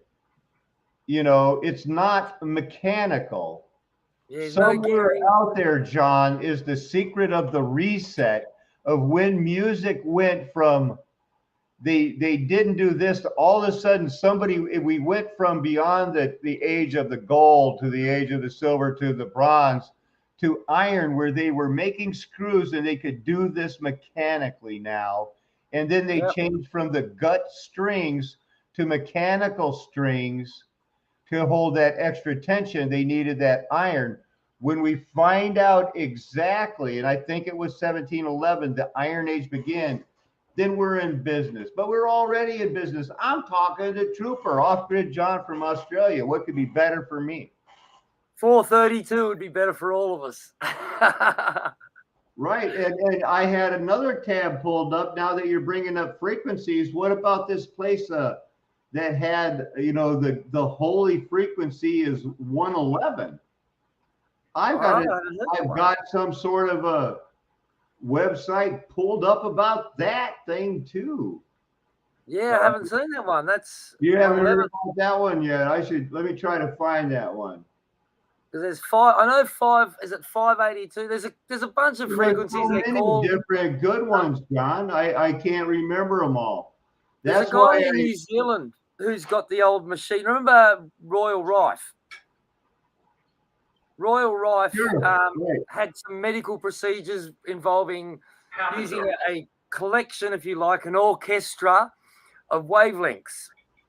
And he'd use that for healing particular things. So he'd look at the body and he'd say, find out what pathogens reacted to certain sounds and what sounds could do that without disturbing the human condition. And there's a whole bunch of frequencies. They're held in New Zealand in a company. I think they can be bought, probably overpriced. But yeah, there's still the stuff around. I mean, what I found is some of the old amazing technology is still there. We just have to pay millions of dollars for it. It's like the old Edison batteries. You see how much those cost? Oh man, no. Overpriced. I'm still trying to, in the background, I'm still trying to look up this one thing. And I think you'll be interested in seeing this thing. So bear with me now. Oh, we're on there. What? I apologize. Get your kids, get your children to watch this one. Now This is about something cancer. Now all I have to do is find it again. That's right. It was to do with cancer, isn't it? The ultrasound for cancer. It's extremely delicate. Breath away. This sacred site is secret that will take your breath away. This sacred site is the only prehistoric underground temple in the world and dates back to approximately 3,500 years ago. Yet our ancient ancestors built this magical temple as a place of worship, and incredibly, they constructed it to resonate at the holy frequency of 111 hertz. Carved out of solid limestone, this epic structure carries an awesome echo and reverberation that will leave you with goosebumps. It's believed in ancient code practice. See, I see that there is some man-made help around here, but for me, in my world, this epic, perfect frequency thing is somewhere in a Titan. This is a body part, as are all rocks and mountains. This particular one, they actually found the sinuses, that means hollow parts in your skull that are still hollow with the fluids and everything going around you. Fluids can cure. But these are things in your body, which accounts for the things I want people to see. And we don't really need to, you've got all the information, but this is, everything in here is pitched for John. And I never heard that a holy frequency is 111 hertz. So I'm not saying it is. Of course I'm not.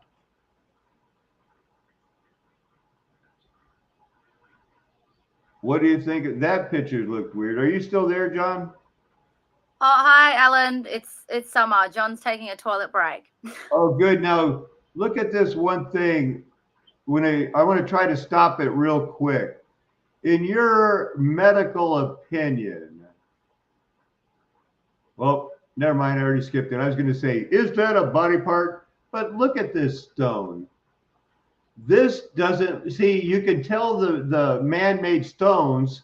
This is a body part of a bone, and I could show you ones where they're grooved and veins or ligaments are run in there, but it's still strong because it's supported by the muscle and tendon, almost as strong. This one was added in here, this rock. It was brought from somewhere else, but it's still a body part. So, and they're trying to show that there are certain places in here that if you speak, you could hear it three stories below. It just, it carries. Into a deep state of meditation. Pretty amazing, right? Leave you with goose pimples. It's believed an ancient cult practiced their earth-related rituals here, celebrating the cycles of the moon, sun, and seasons. So what does this frequency have to do with anything? Well, one scientist explains that many prehistoric structures around the world resonate at this frequency. I never knew that. Most notably, a series of burial mounds in Ireland that he had studied previously. MRI scans have shown that the brown switches of its prefrontal cortex and language center at exactly 100. What? This 111. The cave has a prefrontal cortex and language center? What? That's wild. It's crazy. That is wild. Years ago, yeah, our ancient ancestors built this magical. I think they dressed up an ancient Titan's, windpipe or something, I don't know. As a place of worship. And incredibly, they constructed it to resonate at the holy frequency of 111 hertz. Carved out of solid limestone, This epic structure carries an awesome See, echo. that's the picture couldn't show. I keep thinking that looks like a body part. Wow. Carved This is out fascinating. of Here we stone. go. This epic structure. Right there. That looks like a succulus point where something would tie into it, or it just looks body part. Carries an awesome echo and reverberation that will leave you with goose pimples.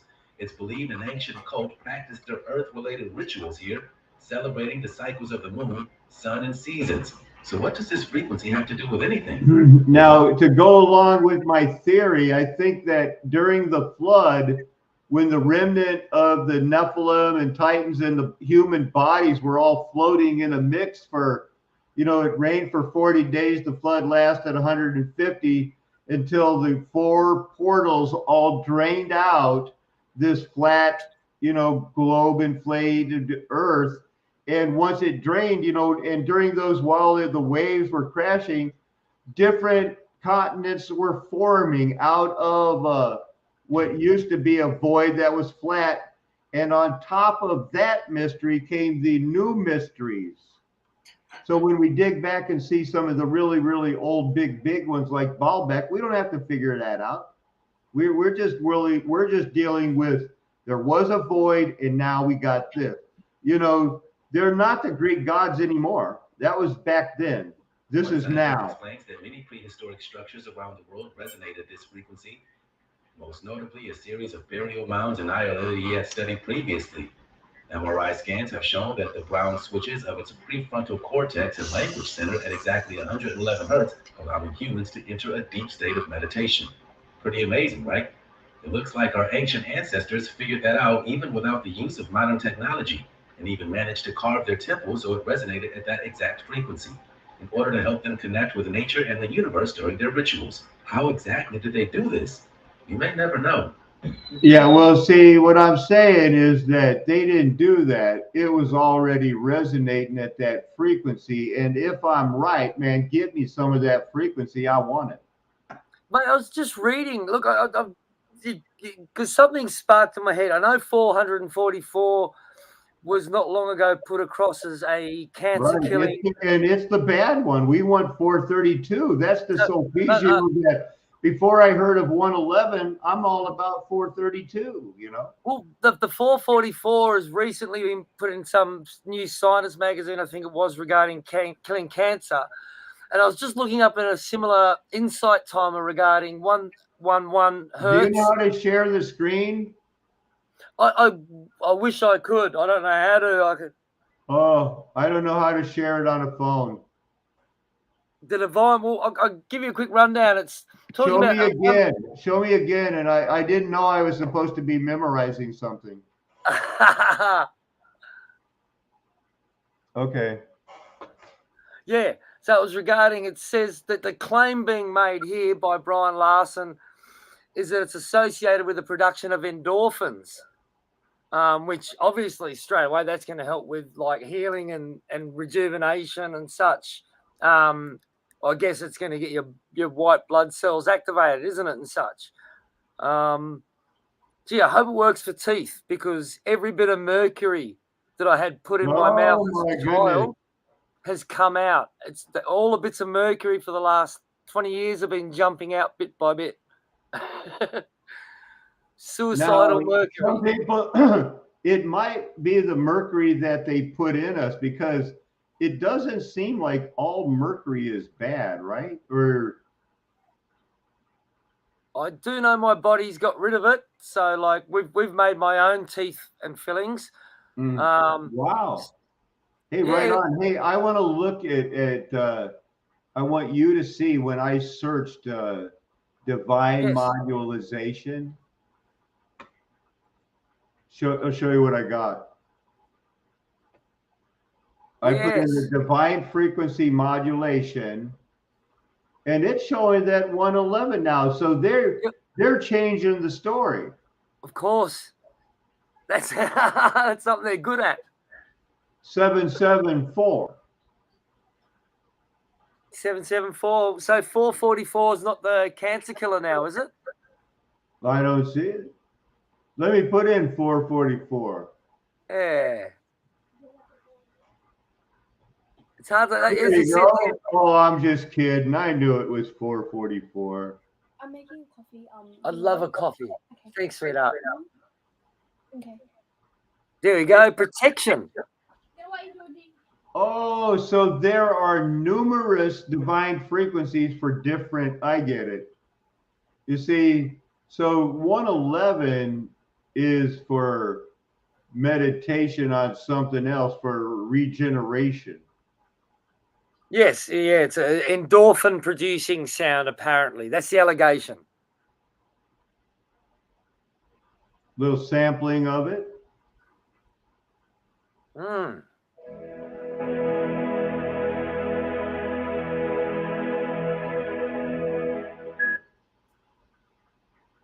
Oh, it changed my life.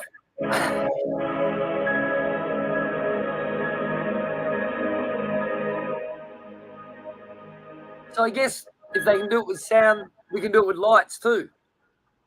There's the lights is weird, man. But like it's all the same thing, because it's just one big spectrum. That album I had, Gut, was Grand Unified Theory that I brought out in 2000, and that was regarding that I have a problem with atomic theory. Me too. Yeah, well, the problem. Yeah, right. Okay, well, to me, it just doesn't fit. The whole atomic theory, especially when I was looking at, at a cellular level and such, it seems wavelengths are far more important. Right. Well, we were going over earlier today before you came on. I had already covered how David Hume and the Renaissance nationalists went through Socrates, and Socrates was the first person to introduce, there's probably atoms in the whole deal. So, and then I got that into Werner von Braun and the atomic weapons. Of course, it's all fake leading up to us in this situation where people are making choices every day. And I like Matt. How can you live your life? You and your wife are trying to make a decision so that you can influence your children who are under a schoolmaster until they have to make their own decisions. And when they're asked the question, how should we then live? You either have a worldview, humanism or the Bible. John. The Bible. Super. I like what Matt said here, CGI, atomic theory. Matt, nice one. Yeah, look, I'm with you. A particle or a wave or both. It's a very hard subject. I think this is also where when Tesla was talking about the parameters of different, the word. Now he's looking through different realities. Yeah. You'll get it. It's on the tip of your tongue. Come on. Dimensions. There you go. Dimensions. Yeah. I was just about to say it. Yeah, dimensions are a real a conundrum, but they're involved in the wavelengths and the different theories of wavelengths. They're involved in medicine. I think dimensions are the thing that's traversed by Jacob's ladder. And that's the only one who can traverse them is Jesus. The double slit theory? Yeah, the double slit. See, all these things can work in so many different ways. Like, we are good at assuming things, us people. Oh yeah. You know, one thing that everybody's good. Well, Herod didn't have to assume is like, I wonder if Salome dances, if she's going to sex it up. Yep. I don't think that what Herod was thinking was, that she had a mommy telling her, hey, honey, go sex it up. Because in the back of mommy's mind was, John the Baptist judged me for doing something the Bible said was wrong. I could not imagine we're meant to. This is like Enoch, the book of Enoch, where the fallen angels were saying, "Go and contend for us." It's the wrong way around. The parents should protect the children. not the children protect the parents. You know what I mean? Doesn't we're all us doesn't out. that whole put him in a tower seem like a whole lot of that makes a lot more sense now, knowing what I know now, that there wouldn't have been any argument that it does take.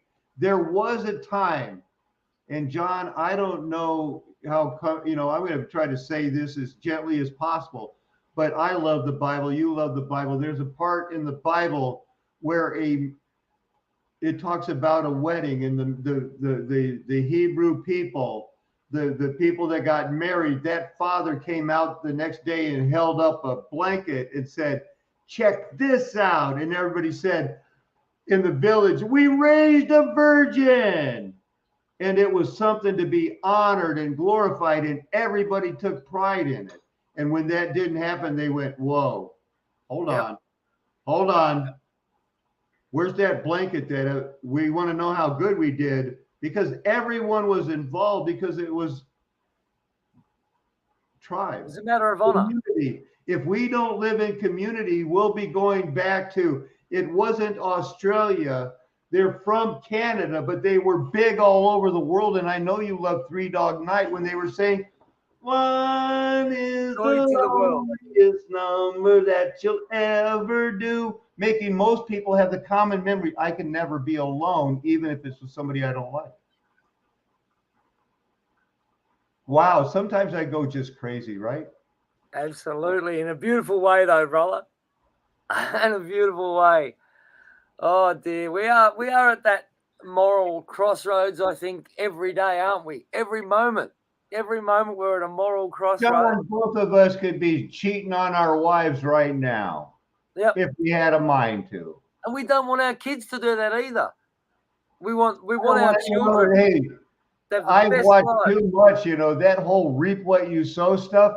A lot of people think I learned that from God. I didn't. I learned it from my mom, who by the time of seeing these big ham fists coming at me for the 100th time saying, "When are you going to learn it's better to tell the truth?" It was about age 11.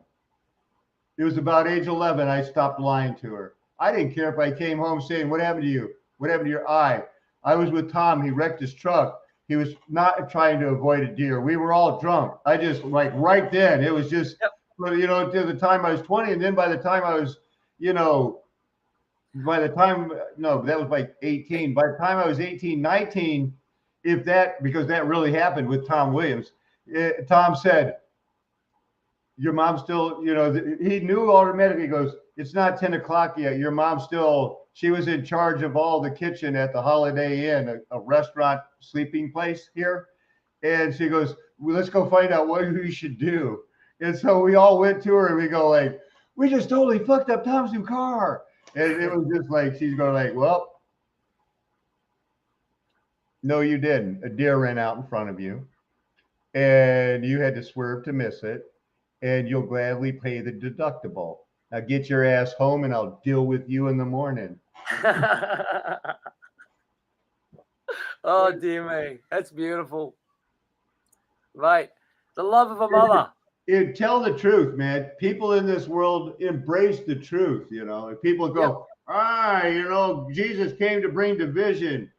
It's hard too, isn't it? "Oh, that's too bad." I go like, I embrace division. I want to know who I'm divided from. You never teach your kid. No parents teach their kids to lie. No parents teach their kids to lie that I know of. Maybe some leftists, but generally, yeah. They can only improve their children's ability to lie. Yeah.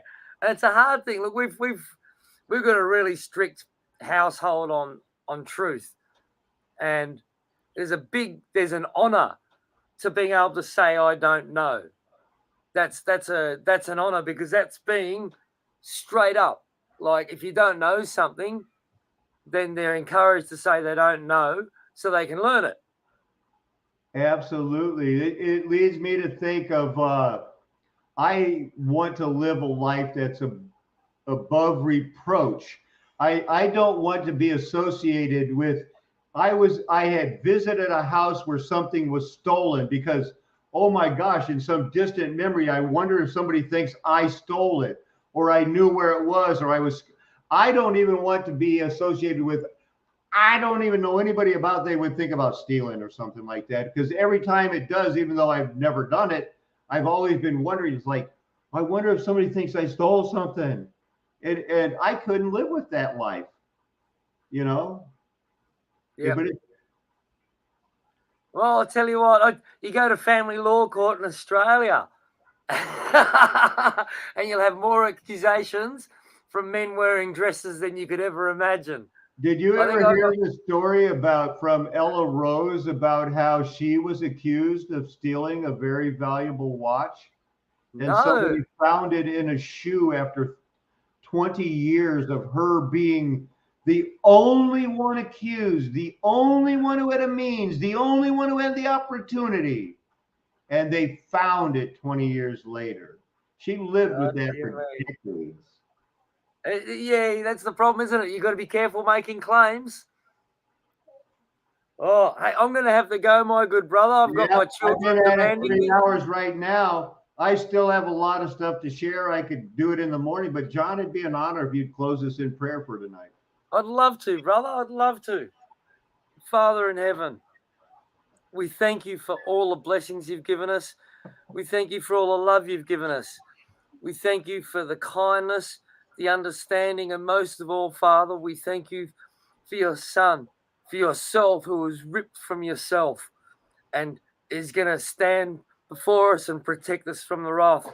Father, I know the court case is coming. I know the judgment's coming for all of us. Father, help us to hold on to you, Jesus, through this judgment. And we don't know what we're in. We don't know what we're for. The great accuser has spent a lot of time preparing his case against each one of us. Father, we need you more than ever now, and help us to be an outreach to those who seek you, Father. Help us bridge the gap until they can get to the marvelous Jacob's ladder and climb to the top of the world. Thank you, Father. Thank you, Father. Amen. Thank you, brother. God bless you all. I would just like to say it's been a privilege. The people can, it's coming. They may not believe us right now, but in 2 months, 6 months, they will not be able to unhear this. No. And I really appreciate so much that, you stuck with this tonight and helped me share the gospel so much. And in case anybody didn't know, that what our goal is, that we understand in John chapter 6, verse 65, that no one's going to come to Jesus unless God the Father draws them to Jesus. And once you're drawn to Jesus, what you must do is realize that your heart's been changed by God. You will realize that there are things that you used to love, now you hate. And you believe in your heart that Jesus Christ really is Lord. And what you need to do is confess it with your mouth. Even if that means like call your mom or something, but find somebody and tell them, I believe that Jesus is Lord. Because at this point, your sanctification is already starting, and there will be a point in your life, because every word, thought, and deed is going to be shown before every man, woman, and child who's ever been born. They'll see a point in your life where you've changed, and that's all we can all hope for, right? And any final words, Big John? Absolutely. Look, a good. Sorry to bring up another lawyer, but a lawyer did say something quite amazing to me in my younger years once. He said, leopards don't change their spots, but some do. And that was really, as much as that sounds silly, the depth of that has been amazing, because the some that do, it's a choice. Right. The moment you make that choice, Jesus is there. The moment you make that choice, Jesus is there. It's something that everybody and everybody's point in life, they're going to see that Jesus Christ is drawing me right now, and I can't help it. I'm gonna tell somebody that Jesus is Lord. And Jesus is Lord, brother. And it does give you that. Remember that first love that we're never supposed to lose. Oh, but how could you ever hold on to something like that? Because when you first realize, like, oh my goodness, I've been forgiven. I can't tell you how many times I get brought to tears just by realizing that this existence has been given to me. I stand about and I look and I realize that we're not worthy. And yet, here we are. Well, with those truer words have never been spoken. We are not worthy. I think off-grid, John, I want everybody to realize that he also is a content provider and that you should probably click on his icon and go to subscribe to him and help his message, expand more out of Australia. It's been my privilege. It is a flat Earth nation. Mudflood was again. I'm never going to tell you anything else, and neither are my friends. Why would we? We're trying to prove that we have your best interest at heart. Amen. Hallelujah. Aho.